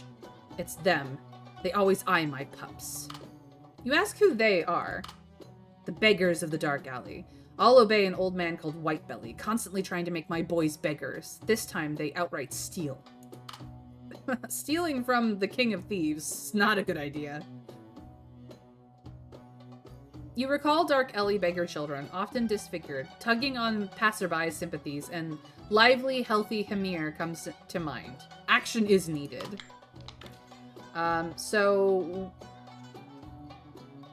Yeah, I think we're gonna win. We need 9 success points out of 17 die. Let's see if we get it. 9 on the dot, with 2 rerolls in case we'd fucked that up. Let's go. We opened the gate. There exists a key capable of opening any door. Big enough, thick enough, heavy enough, wrapped in iron log. Luckily, you're able to wield such a key. We just basically bashed down the door. Wha-bam! Yeah. Didn't need a key, just broke the door. Inside, Whitebelly, listening, is knocked off his feet, revealing the ugly white sores on his belly. We need at least 6 successes to continue searching for the kids. Out of 15 die. 11 successes and still 2 rerolls in case we'd fucked it up. Whew! Unexpected discovery. This garbage heap harbors numerous small beggars. Most bodies are crippled, some not yet struck. You inspect each, searching for Hamir's trace. Suddenly, Aleem snatches something from a small beggar's neck. It's a crude wooden whistle. This belonged to Hamir, handcrafted. That old rascal must have dragged my boy here and forced him to beg, beat him. When Hamir refused, the beatings worsened, or maybe killed him, leaving this whistle for others to find. He clutches the whistle tight, perhaps questioning Whitebelly holds a chance, or slaying him offers Aleem relief.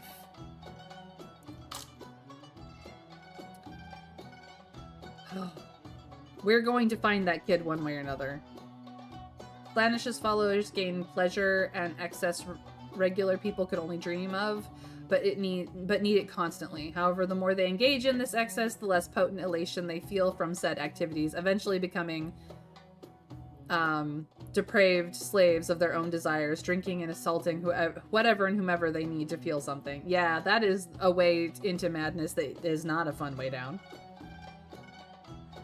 And Zincha is a god of pure change. His followers get crazy magic abilities and spells and are corrupted by the pursuit of knowledge. They feel the need to enact great change upon the world. Much like the other chaos gods, he cares not whether he truly wins in the end, or gains dominion over the other gods. They simply wish to embody their domain. And that is the pit that I would fall into 100%.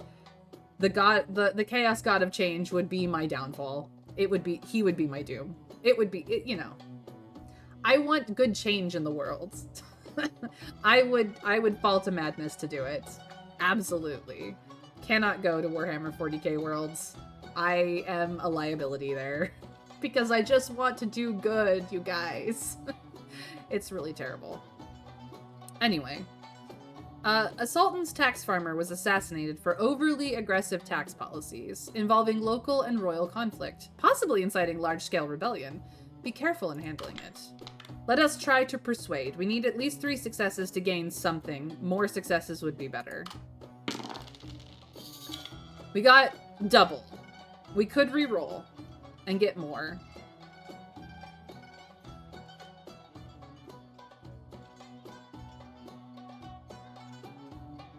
I think I'm going to stick with double.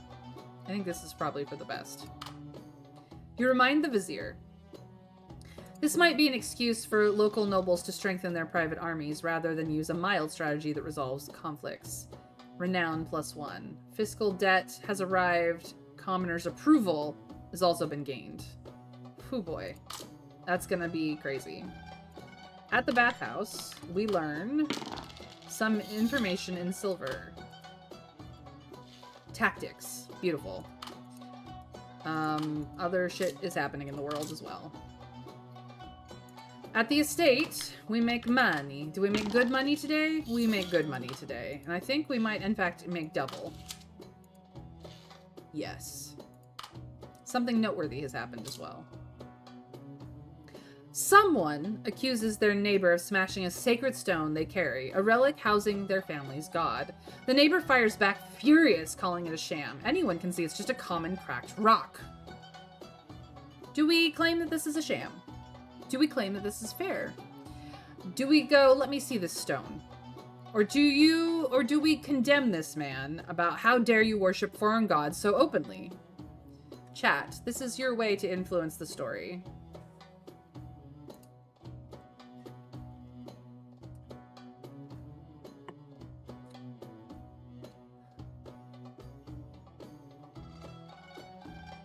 Chaos of Change is definitely the one I would follow. All chaos gods will fuck you over eventually. It's just an inevitability. However, before I go, I get to fly around and shoot magic at people as well as having the chance of becoming a demon lord. Sounds way better than fucking into insanity or becoming a living corpse. Yeah. Yeah. It's definitely the most fun of the chaos gods. But in the end, it is still your doom. And my doom too. Apparently, Plague, we're on the same page, sort of. Except I would try to change all of the universe and reality for the better, and you would just want to run around doing whatever the fuck you want. So, actually, I'd probably end up having to try and kill you. And I'm better at it than you are. I'm a smart cookie.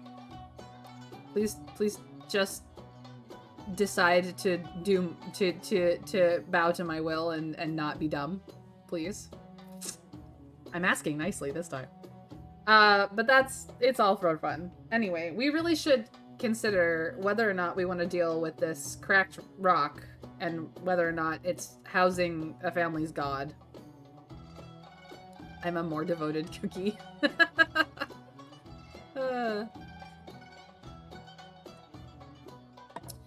Is the cracked rock a sham?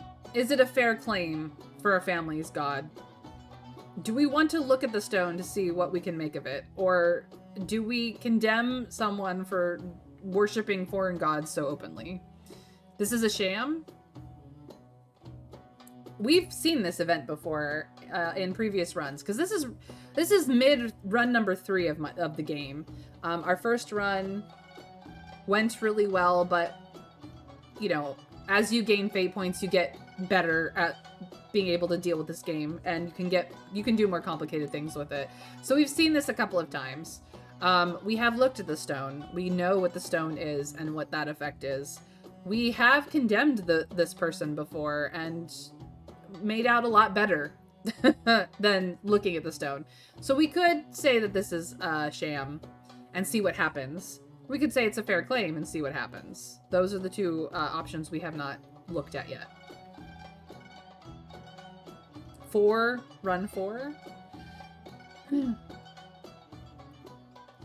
We've only done this 2 out of the 3 times that we've played because run number 2 was very quick.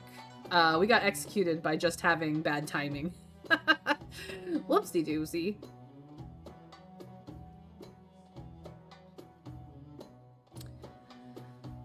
I'm gonna go with your original answer, Plague, and say this is a sham and see what comes out. You point out his blatant extortion and drive the youth away. That night, sleep evades you. Phantom rats gnaw at your ears, and come morn, a trembling servant reports a barn under your name collapses without cause, while the youth's neighbor's home burns unexplained. The young man gloats, insisting it bears no tie to him, only the god's wrath and judgment. We got some insight. That stone actually did have something in it, though it definitely wasn't a god. The Sultan is not in. But we realized what's behind those secretive glances and smiles at court. At the bookstore, we buy a book and also influence the peoples a little bit. Jabal now has a point of support on top of his point of opposition, so he is at a net neutral for us in court now. This is good. He's also one of the 4 honor guard of the Sultan. And we learned some inside information from him, so that's useful as well. Reading can improve yourself. Lumera becomes more charismatic. She's also thoughtful. Which means she probably wants to talk to us soon. Habib learned to be a bit more social as well. So now he can do his job more effectively. Oh boy. This is gonna get complicated. My favorite factions in the 40k universe are actually normally the regular soldiers. They fight swarms of giant bugs and demons that drive people to death in seconds without super strength and magic powers, just a lasgun and faith. I mean, what else can they do? Otherwise, they all die. Lasgun and faith or death. Like, it's a bad choice. It's a bad choice either way. The possibility to get killed in the hopes that you save other humans, or absolute surety of death. Like, what can you do? You pick up your lasgun, you install as much faith as you can, and you march into the trenches on a hope and a prayer. Guess what you think the average time a guard lasts in the front line is? About 2 seconds. About 2 seconds. It's 2 seconds longer than he otherwise would have lived. I mean, what can you do?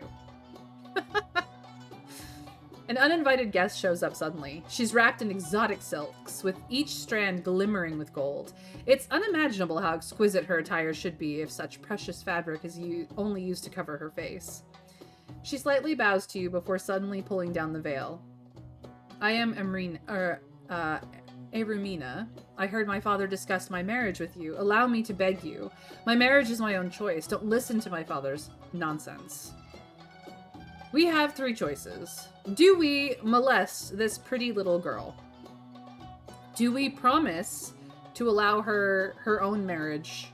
Or do we tell her that she's full of shit? It is her father's choice, not hers. She is a woman. She's property. Most guards last 15 hours in active duty before death. That is like on the time scale of chaos of the Warhammer 40k world, like universe.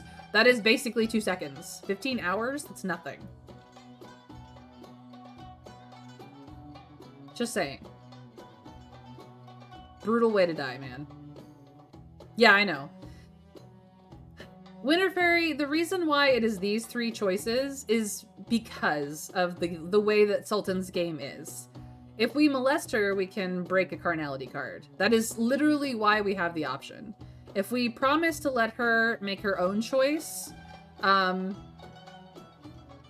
is us using our influence as a noble to let a woman decide her own fate in a era of time, fantasy or otherwise, where women are essentially property, period, the end, and very few women actually have their own ability to make decisions and autonomy. Fatuna only has that ability because she killed her husband, and so took over control of his estate. She is the controller of the estate, therefore she has the autonomy to make her own decisions. But prior to that, she was married off from her own family. And then rejecting this girl does mean that her very greedy father, who once tried to have us assassinated, still has control over her life, because that is her place in the world. And Jawad is technically the ruler of her household.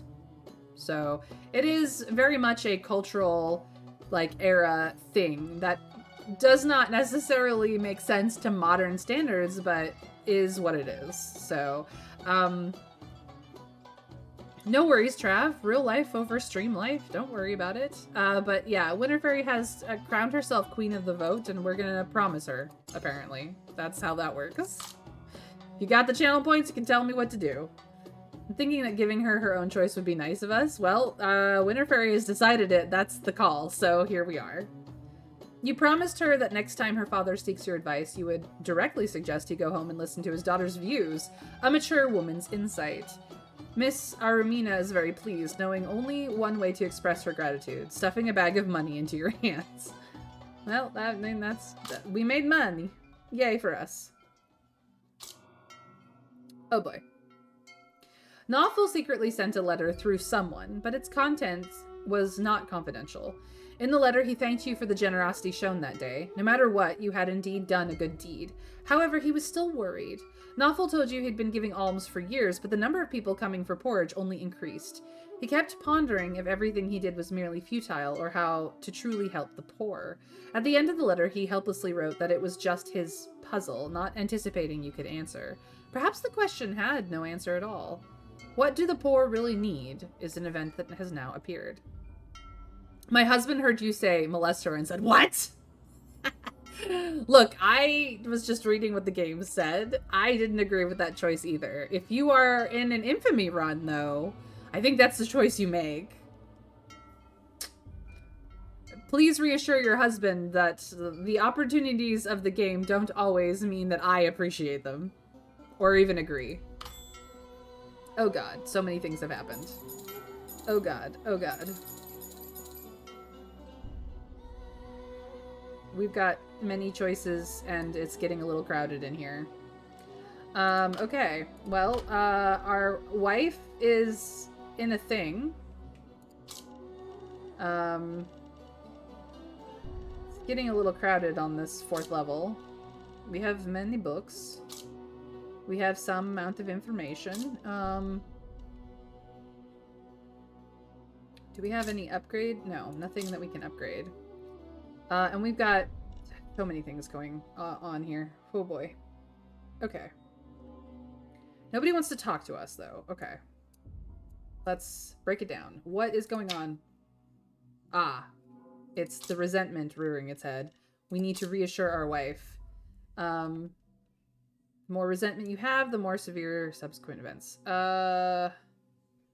Your wife's resentment will bring negative modifiers to checks. Please be aware. We need charisma and sociability. We have to show up. We can bring something that might help. Okay, what is in the merchants? A silver flail? We could bring flowers. I'm not sure entirely. This is Noffel's futile charity.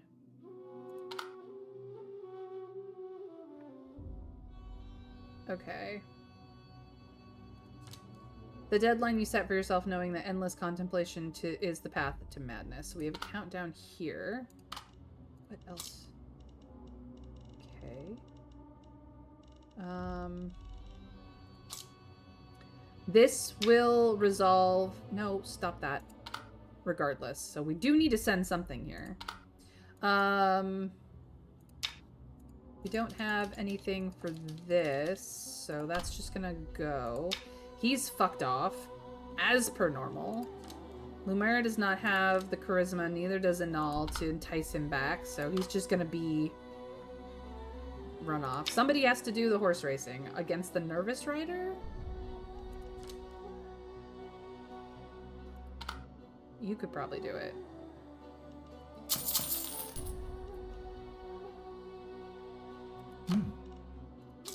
Especially with Jasmine. She's an excellent horse. This should be plenty to double our money. Have fun with that, Zeki.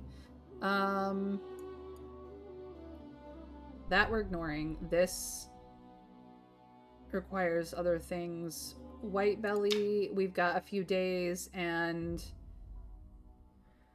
we could use a Sultan card on it. We do have the bloodshed, and he is a silver. But we actually want...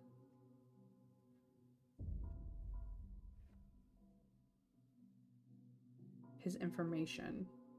Okay. Different Sultan cards have different effects. Special evidence or acts of chivalry might open his mouth. Choosing to use the Sultan card, you won't be able to present evidence to him, and vice versa. So that is the difference. Dog racing is back. Well, we know where our girl is. We feed the street urchins because, yes, we just do. We just do. And all handles the estate.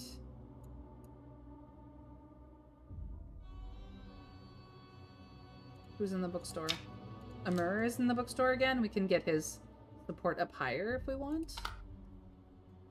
If we want. We can also just buy books. What book did we get? Song and Silence? It's just stealth? But you need 3 wisdom to read it. Okay.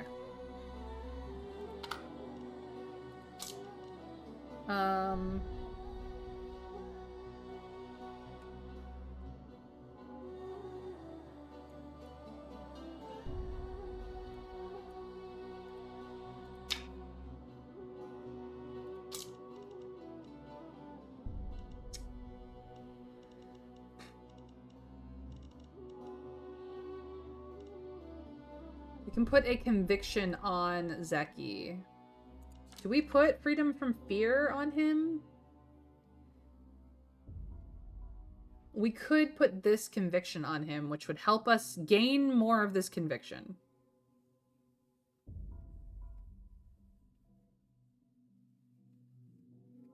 Could have probably broken a bronze card on her. Yeah, but eh. He understands, but still, what the fuck? Would he react the same to hearing that we can murderize people or kidnap them later for murderizing? Let's buy someone from the prison and then sacrifice them? We don't have anyone in prison we can do that with, Trav, unfortunately. There's also a group called the Death Corps of Craig in Warhammer that dress in traditional, like, World War II gas masks and armor and fight literal demons and space marines on stuff using cavalry and shit. One time, one of their commissars ordered them to turn back and he was killed by his own troops for cowardice. Yeah, I've heard about them. Yeah, those guys are the defense specialists and have less personality than robots do. It's true. Oh, I sent Zeki somewhere, so we've got one more turn before that goes away.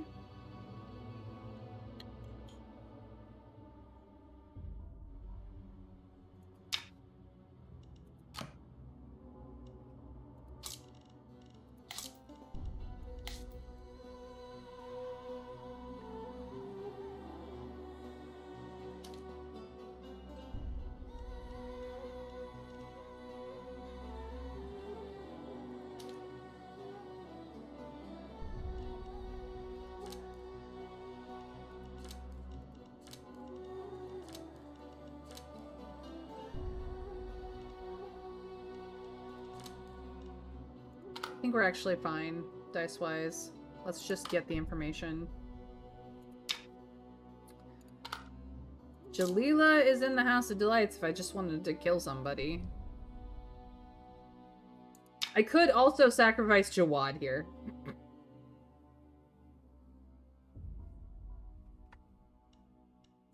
For being a jerk.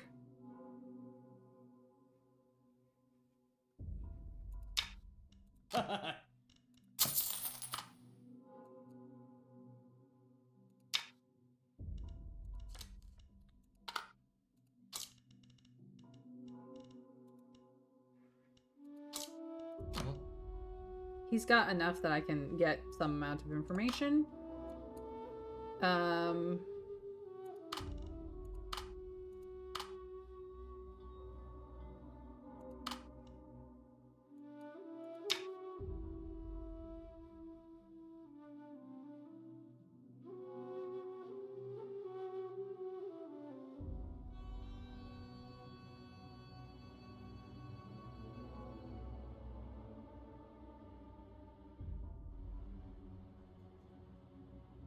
I mean,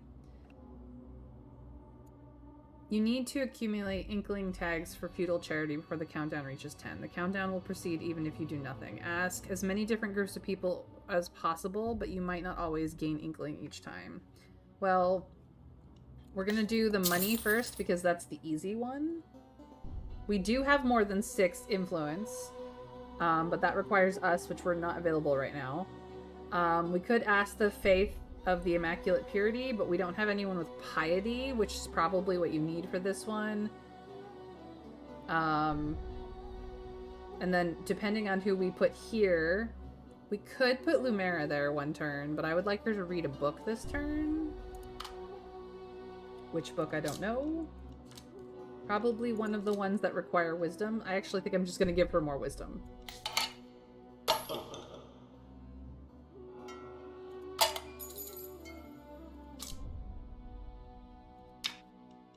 There we go. More wisdom for our gal. Okay. I think that's everything that I need to do right now.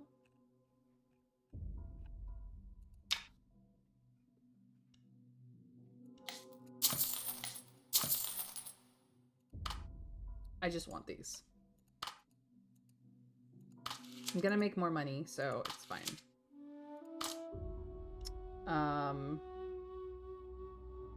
I do think that I need to move equipment from here and put it here. Yeah, I think that's very helpful.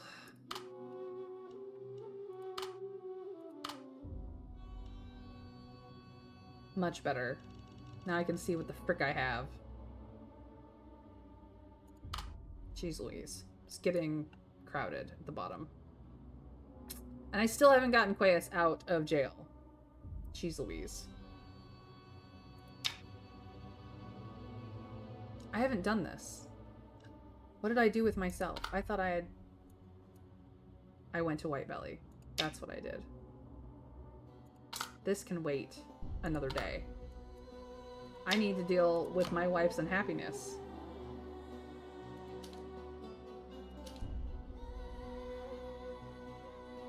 I could give her a water of life.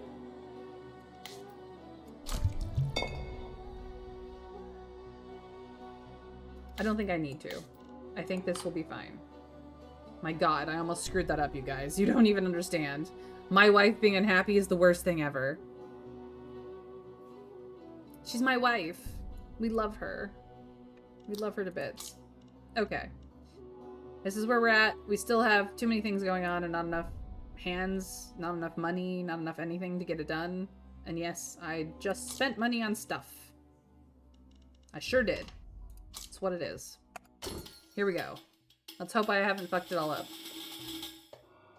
You drove out those criminals, but your ambiguous attitude awakened some people's ambitions. Oh boy.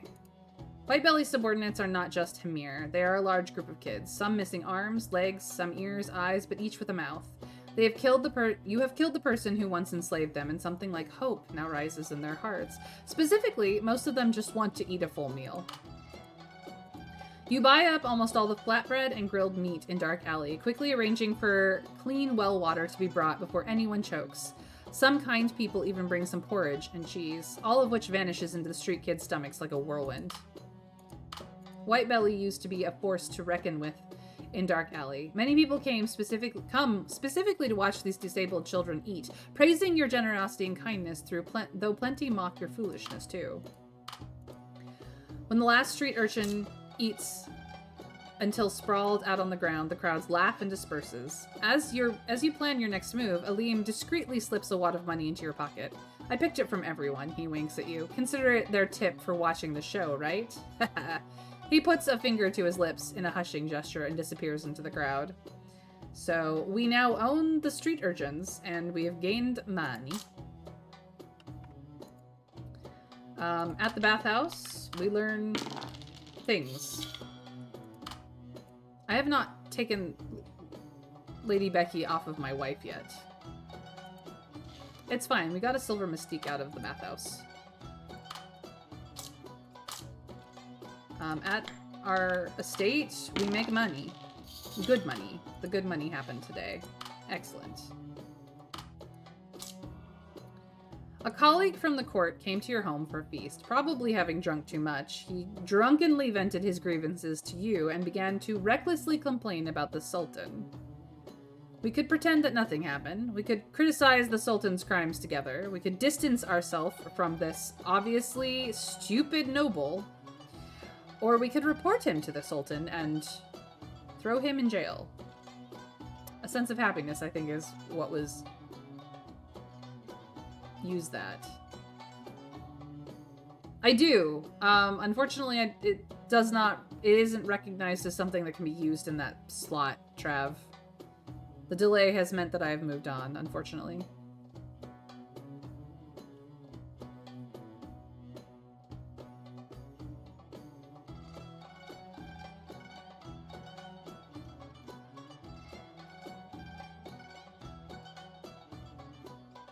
I kind of want this guy reported. Because if I report him, then I can buy him out of the prison and sacrifice him later. I think that might be the way to go, honestly. I don't remember if he's stone or bronze, but if he's bronze, I can use this bloodshed card on him and it works out for me. Do you want money, a prisoner, or to juggle notoriety and influence? I have a single... I mean, notoriety is all well and good. Higher notoriety means that we have...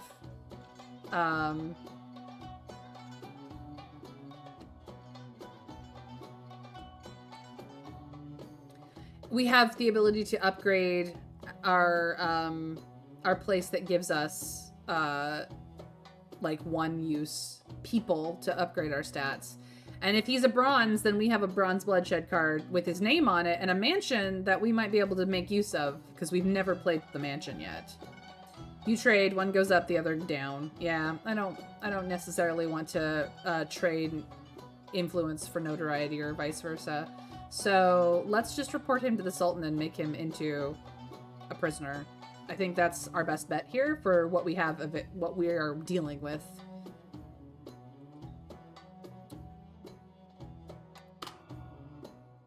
My god, how dare he betray his monarch, his master. This is truly intolerable. The next day in court, he publicly announced his crimes. He collapses to the ground, trembling, defending himself by claiming he was drunk, swearing up and down he dare not harbor disloyalty. The Sultan is in good spirits on this day, and so instead of the gallows, his neck enters the pillory. Maybe you can even visit him. That will work in our favor. The Sultan is still out.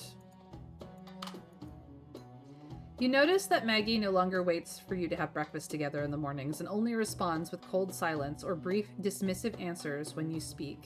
Despite living under the same roof, you find that you meet less and less, as if you are no longer companions of fate riding the same camel. She is still gentle and calm as usual, but you always feel an undercurrent in her deliberate avoidance of your gaze. Could this be an illusion? We just literally need to have one success. My life, my love, my darling, please know that I love you more than anything. Hi, Pee-Pee! Maggie looks at you and calmly says, I am not upset. You know she is upset. It's because of you. You are well aware of what has happened, but now is not the time to discuss it.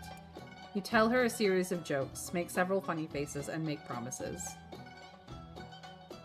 Finally, she can't help but let out a small laugh. The smile is fleeting, and she repeats, all right, I'm not upset. No man would take her words seriously. You know the crisis still exists, and the repulsion still lingers in her deeply disappointed heart, but the axe won't fall on your neck today.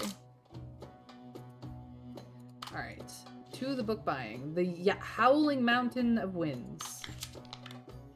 And maybe some influencing. Absolutely some influencing. Amir is now more supportive of us. Yay for that. And we gained some opportunity. Very nice. What do the poor really need? Thinking alone won't give you the answer. You should listen to the voices of more people. Followers are willing to share their views with you, but as for others, it will require some extra effort. So we talk to the commoners. You can condescend to mingle with the commoners and ask how to end their poverty once and for all. The answers are varied. Give me money, sir. I want 100 gold coins. Marry me, though I have 3 kids, but they're well behaved. Make me a noble. I want to earn money without working like you do. We are definitely working. It's not for free. You can't tell them that nobles have their own troubles. Right now, your life is divided into 7 days. 7 days and another 7 days. But we did get a glimmer of truth. Ah, the dog races. How does Luna work today? Luna is killing it. She starts out strong. Luna absolutely pulls ahead. She is in the lead. Luna takes first, once more, because she is the best dog. And we doubled our money. Clearly, in Nabani's imagination, the Sultan's game should be full of skirmish, sex, and scandals. His sword should be clanging steels, but the only clanging that echoes was the clanging of accounted gold coins, counting days after days after days. This obviously couldn't satisfy his restless heart. Soon enough, he returned to his former life of debauchery. Perhaps once he's bored, he will come back to check to see if you're still alive every now and again. While you struggle to survive, Nabani's out having fun, because he can. We send our rider and steed to compete. We place bets. If victorious, we will double our money. Failure means losing the money we sent. We need one success to win. Zephyr just manages to succeed. Good job, Zephyr. More money. Reading can improve yourself. You are inspired. Lumera is thoughtful.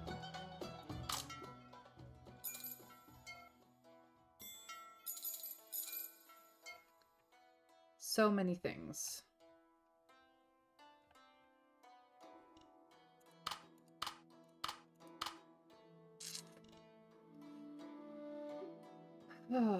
Okay. The famous Hamar brothers are back too. Conquest.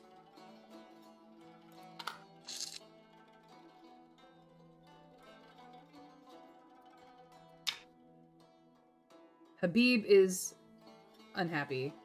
Warn him or inform him. The choice is yours.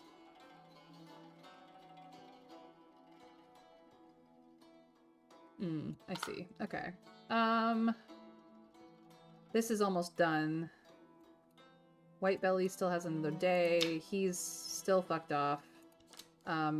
Lady Becky can come out.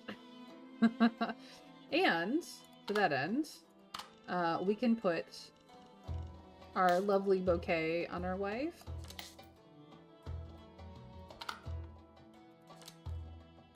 We can put these earrings on Zeki.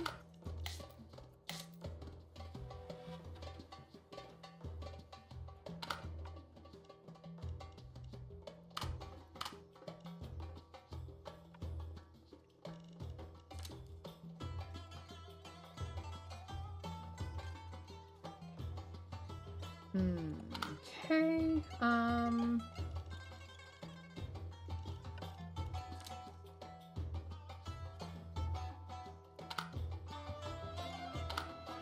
we give him conviction? We have to do it this turn. What conviction do we give him? The intent to rebel? Freedom from fear? I think those are the only two we have. We do have some street options that we can do whatever we want with. I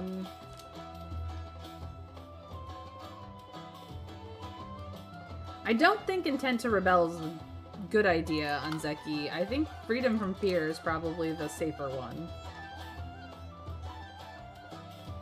So I'm gonna do that. I'm gonna put that conviction on him. That, I think, is probably for the best. We don't have any upgrades there, or there, or there, or there, so this is just gonna go. We could send our wife to get Nabani back, but I don't really have a plan, so he can just stay out, I guess. We could also get our rent. What else we got? This is a treasure. This is physique and charisma. This is sociability and survival. We have money.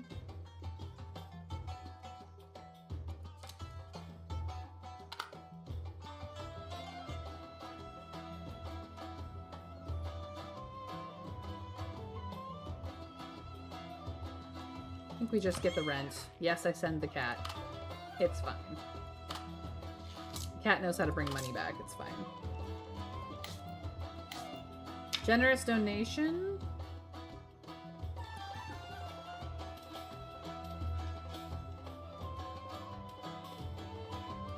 We were saving that for a extravagance card.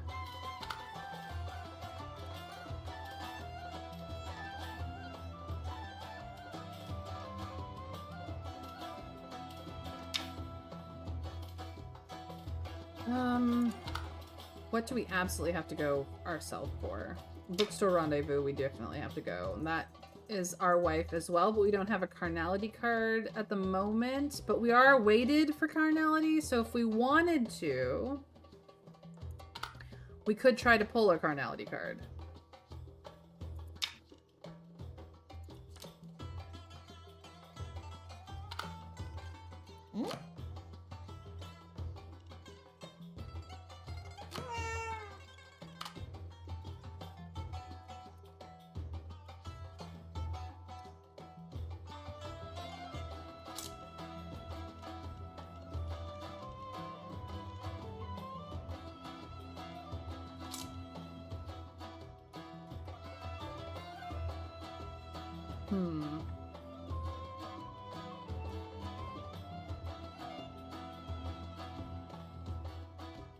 Who's at the bookstore? Iman is at the bookstore. Jawad, go be charming. Buy us a book.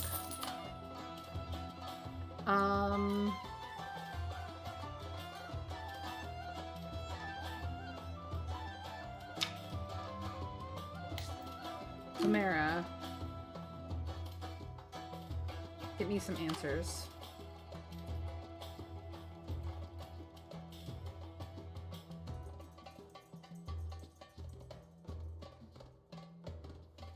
I have to go personally to this, and it's been a while. I should do this. Which means the bookstore rendezvous is not something I do.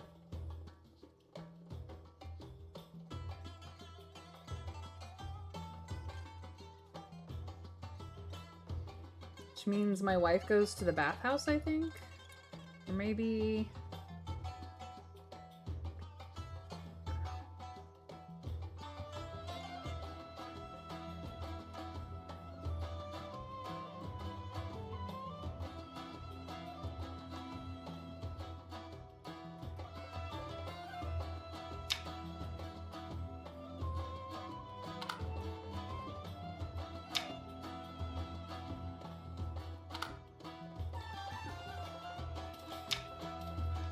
Oh, we definitely need this guy. Before I forget. I need him for the bloodshed.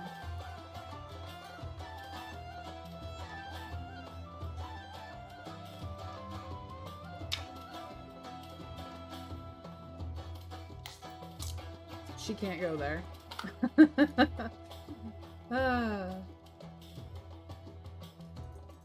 So yeah, I think the only place I could send her is the bathhouse. Really. Unless I want him back. Fine, I'll get him back.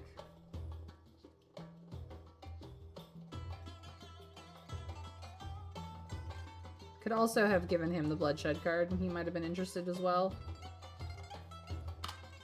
That is another way of dealing with him, but we'll just get him back. I think that's where I'm at. If anyone wants to weigh in somewhere, by all means.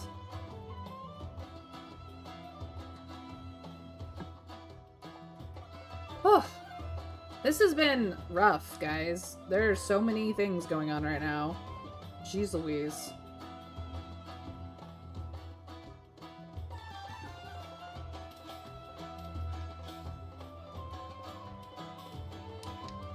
What a session today. And 40k information from Plague Doctor Man, where we just discuss all the things. You can tell we're all nerds and geeks and gamers here because we're just having a good old time. Yeah, let's see how this falls out, and then I'll probably have to wrap up stream, but oh boy, it's been crazy. Here we go. You plan to bring a small gift and try to subtly probe the Sultan's opinion on the unfortunate soul who dared to confront him openly and ended up imprisoned, still unable to escape. You respectfully offered coins to the Sultan. The Sultan rubs the coins you offered, seemingly recalling the person you mentioned. Ah, I remember now. I was saving him for a suitable bloodshed card. A cruel smile tugs at the Sultan's lips, then he waves his hand dismissively. Lucky him, you are playing this game now. You get to decide. You prostrate before the Sultan, feeling a sense of shared hardship and relief. Thankfully, the Sultan was already over with the game when you jumped out to rebuke him. The lunchbox looks very practical. You want more. Aziz has no set objection to his master's decision, though this will take a lot of his time. After working day and night in a daze, Aziz presents you with 3 polished stone lunchboxes, hoping this will satisfy you. After rigorous training, the young noble has fully committed himself to you. Now you have the idea to shape his mind with your own ideals. I have a dream. You tell Zaki of a future where everyone can achieve happiness. No one fears unwarranted calamity, and everyone can speak freely about everything.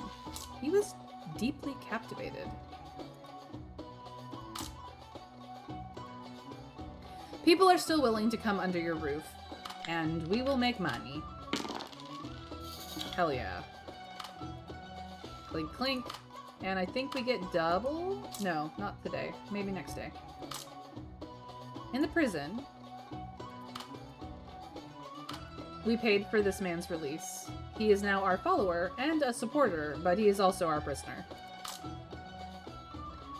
Sultan is like the sun, and he has returned to his loyal court, so we will have to deal with court once more. What do the poor really need? Thinking alone won't give us the answer. We pose the question to Lumera, wanting to hear her perspective, because she's a genius after all. She pauses and tells you the best way to help the poor is to assist the mothers. A mother's poverty is transmitted to her children, and to give her children a better life, a mother will fight like a lioness and be cunning like a wolf. So it is. This perspective riddles in your mind. Clearly, Nabini is bored, and he's gone back to debauchery for it, but only beauties or fine liquor can motivate Nabini for a short time. We send someone to track him down at the House of Delights, where chaos has broken out.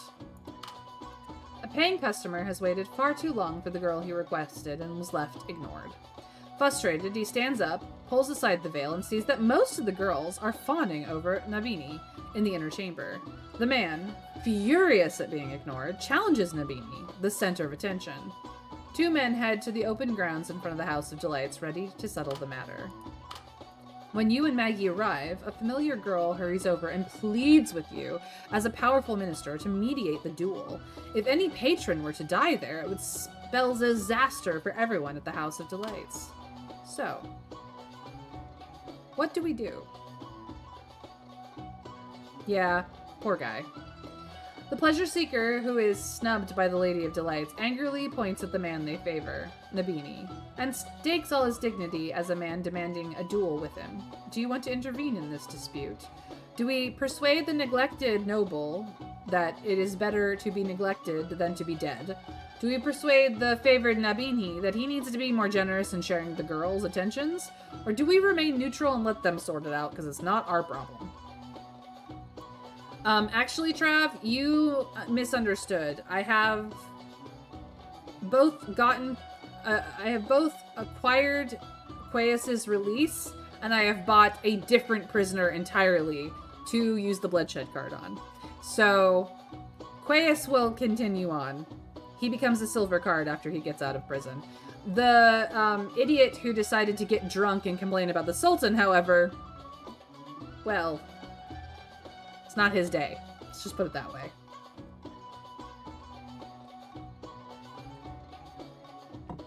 So, in this situation with Nabini being very, very charismatic and having enough coin to throw around to basically buy out the House of Delights, do we persuade the neglected noble that he's an idiot by trying to get into a fight with one of the honor guard of the Sultan? Do we persuade Nabini that he needs to stop just taking over the House of Delights? Because, you know, that's problematic for everybody involved. Or do we just let them duke it out?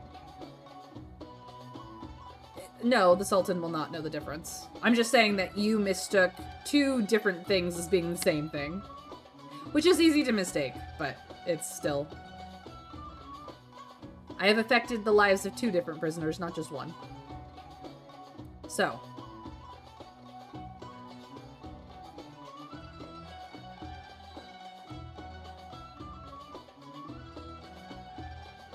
I think we should just persuade Nabini to stop being such a douche. Nobody needs to die today. Like, it really does not need to be that complicated. You approached Nabini, patted his shoulder, and gestured for him to notice the anxious and worried ladies of delight around. If anything happened to him, how sad these girls would be. Why disappoint so much love over a vain duel? Nabini laughs heartedly. You're right, Raid. You always have a way with words to touch people's heart, whether it's me or the Sultan. All right, my friend. I apologize for monopolizing the beautiful little mermaid for too long.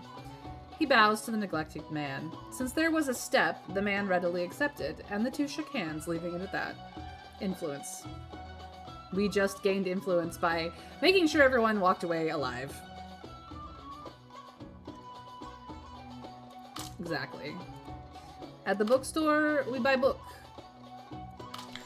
We also influence somebody. Who we influence? Iman now has a little bit of support. So he has 1 point of opposition and 1 point of support in court when he goes to court to speak, which means that he basically is a net zero for us, which is good. It's much better than him being bad. And we got some tactics. Yay. Ooh. Miss Arumina suddenly appears again, sitting prominently in your living room, dazzling with jewelry, hard not to notice. I have questions. I want to ask males, not my father, among males, with some status. I only know you. She looks at you clearly. No one dares correct the impolite heiress on etiquette. Would you answer? Do we go, if you change your demanding, spoiled tone, I'll answer questions, or do we just go ahead? How generous do we be to this curious young lady who has been spoiled her whole entire life by her greedy father? She literally doesn't know better. Do we teach? Or do we just tell her to ask questions? I mean, she's practically fearless. I'm just gonna say.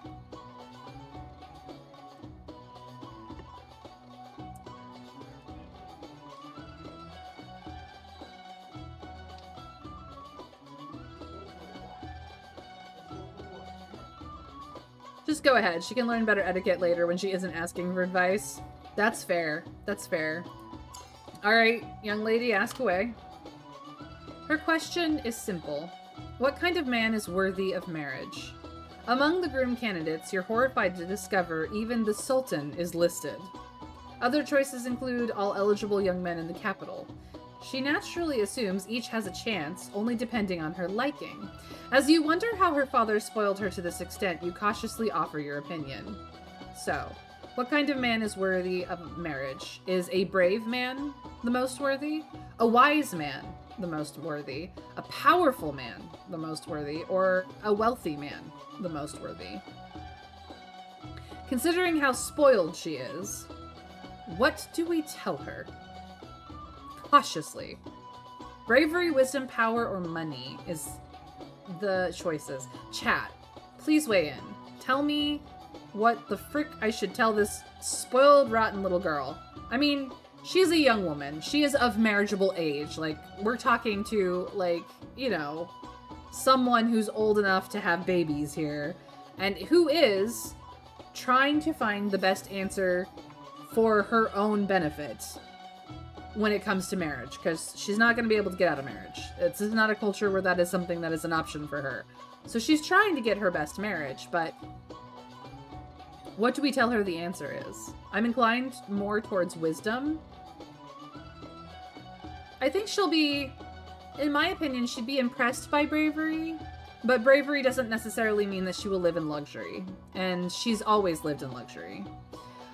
Wisdom would probably be the best for her, but she would have to learn very quickly how to be respectful of a wise husband and listen to him. She's willing to listen to us over her father, so there's potential there. A powerful man is likely to be both wealthy, brave, and wise, but a powerful man will also use her like a trinket she will be just another tool for a powerful man to use to continue to maintain or gain more power. And a wealthy man can definitely leave her in the lap of luxury that she is accustomed to until she, of course, spends all his wealth.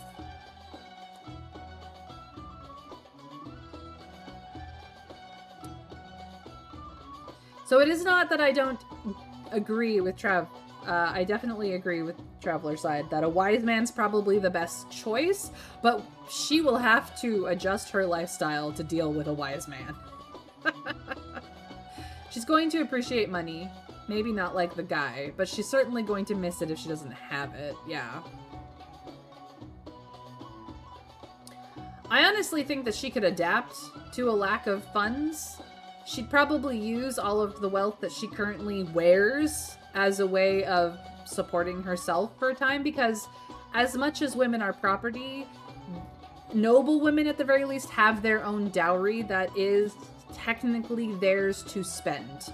As much as it is a show of the wealth of their husband that their wife has such a dowry, is allowed to have a dowry to spend, it is technically their money. So as much as a woman can't necessarily go to court and affect things there in what we would consider to be a direct way, they do have power here, but they are considered to be possessions or extensions of their husbands, unless of course their husband has died and they've become in control of his wealth until their husband's heir ages up, which is kind of where Fortuna sits, essentially. It's odd. Let's just put it that way. I'm gonna say wisdom. I think this is probably the safest choice. I don't know what any of these choices will actually mean for this quest line, but we're in it, so here we go. You tell her that muscles weaken with age, wealth can vanish, and power can turn against you, but wisdom remains forever. But clever men are always finding clever ways to deceive women, aren't they? That's exactly what my father did to my mother, though I suppose she did end up living quite comfortably. She drifts into contemplation, her childlike mind for once filled with thoughts beyond fine fabrics and precious jewels. Maybe a clever man wouldn't be so bad if he's rich, handsome, and has status, she brightens up. A man like that would certainly cause quite a stir. With that, she launches into a flurry of noble gossip from the capital's social circles, the kind of hot scandals you'd never hear in the bathhouse. And an event has arrived because of this. The Sultan has returned to his loyal palace. You hear an insignificant rumor, apparently in the slave market. A slave broke free during a sale. He not only killed his master, but set half the street ablaze. Whoopsie boopsie. The day at the guest house, Habib is caught crouched by a slot bucket. Startled upon approach, he wipes his palms meticulously, explaining, "Master, the guest house thriving has raised the ingredients and scraps in volume. Disposing of them seems senseless." Fiddling with the hem of his clothes, he nervously meets your stare. So, this is our choice of how do we repurpose his scraps, or there is no need to repurpose them at all. Yes, the translation on this particular event is a little bit rough, but we've seen this before, and do we have healing herbs? If so, keep them handy. We do have healing herbs. We haven't spent them on anything. We haven't gotten poisoned or injured, so we've not done anything with them. We still have them.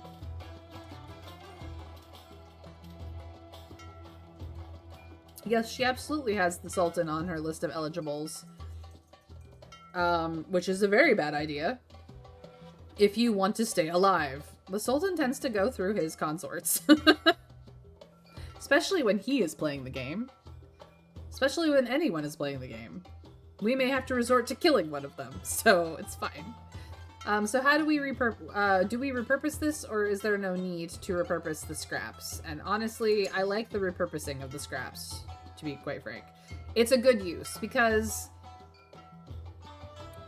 I mean, granted, the way that they've decided to repurpose the scraps is not the one I would choose for it, but we do like Habib, and his ideas are valid. So, yeah, let's Even scraps are better than mud-laden gruel of shack dwellers, and the nod grants him the leave to prepare meals using these materials,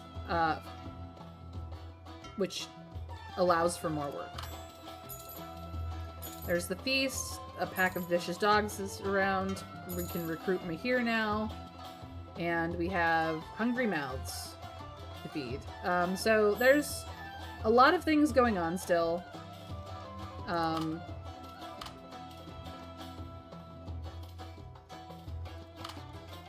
We have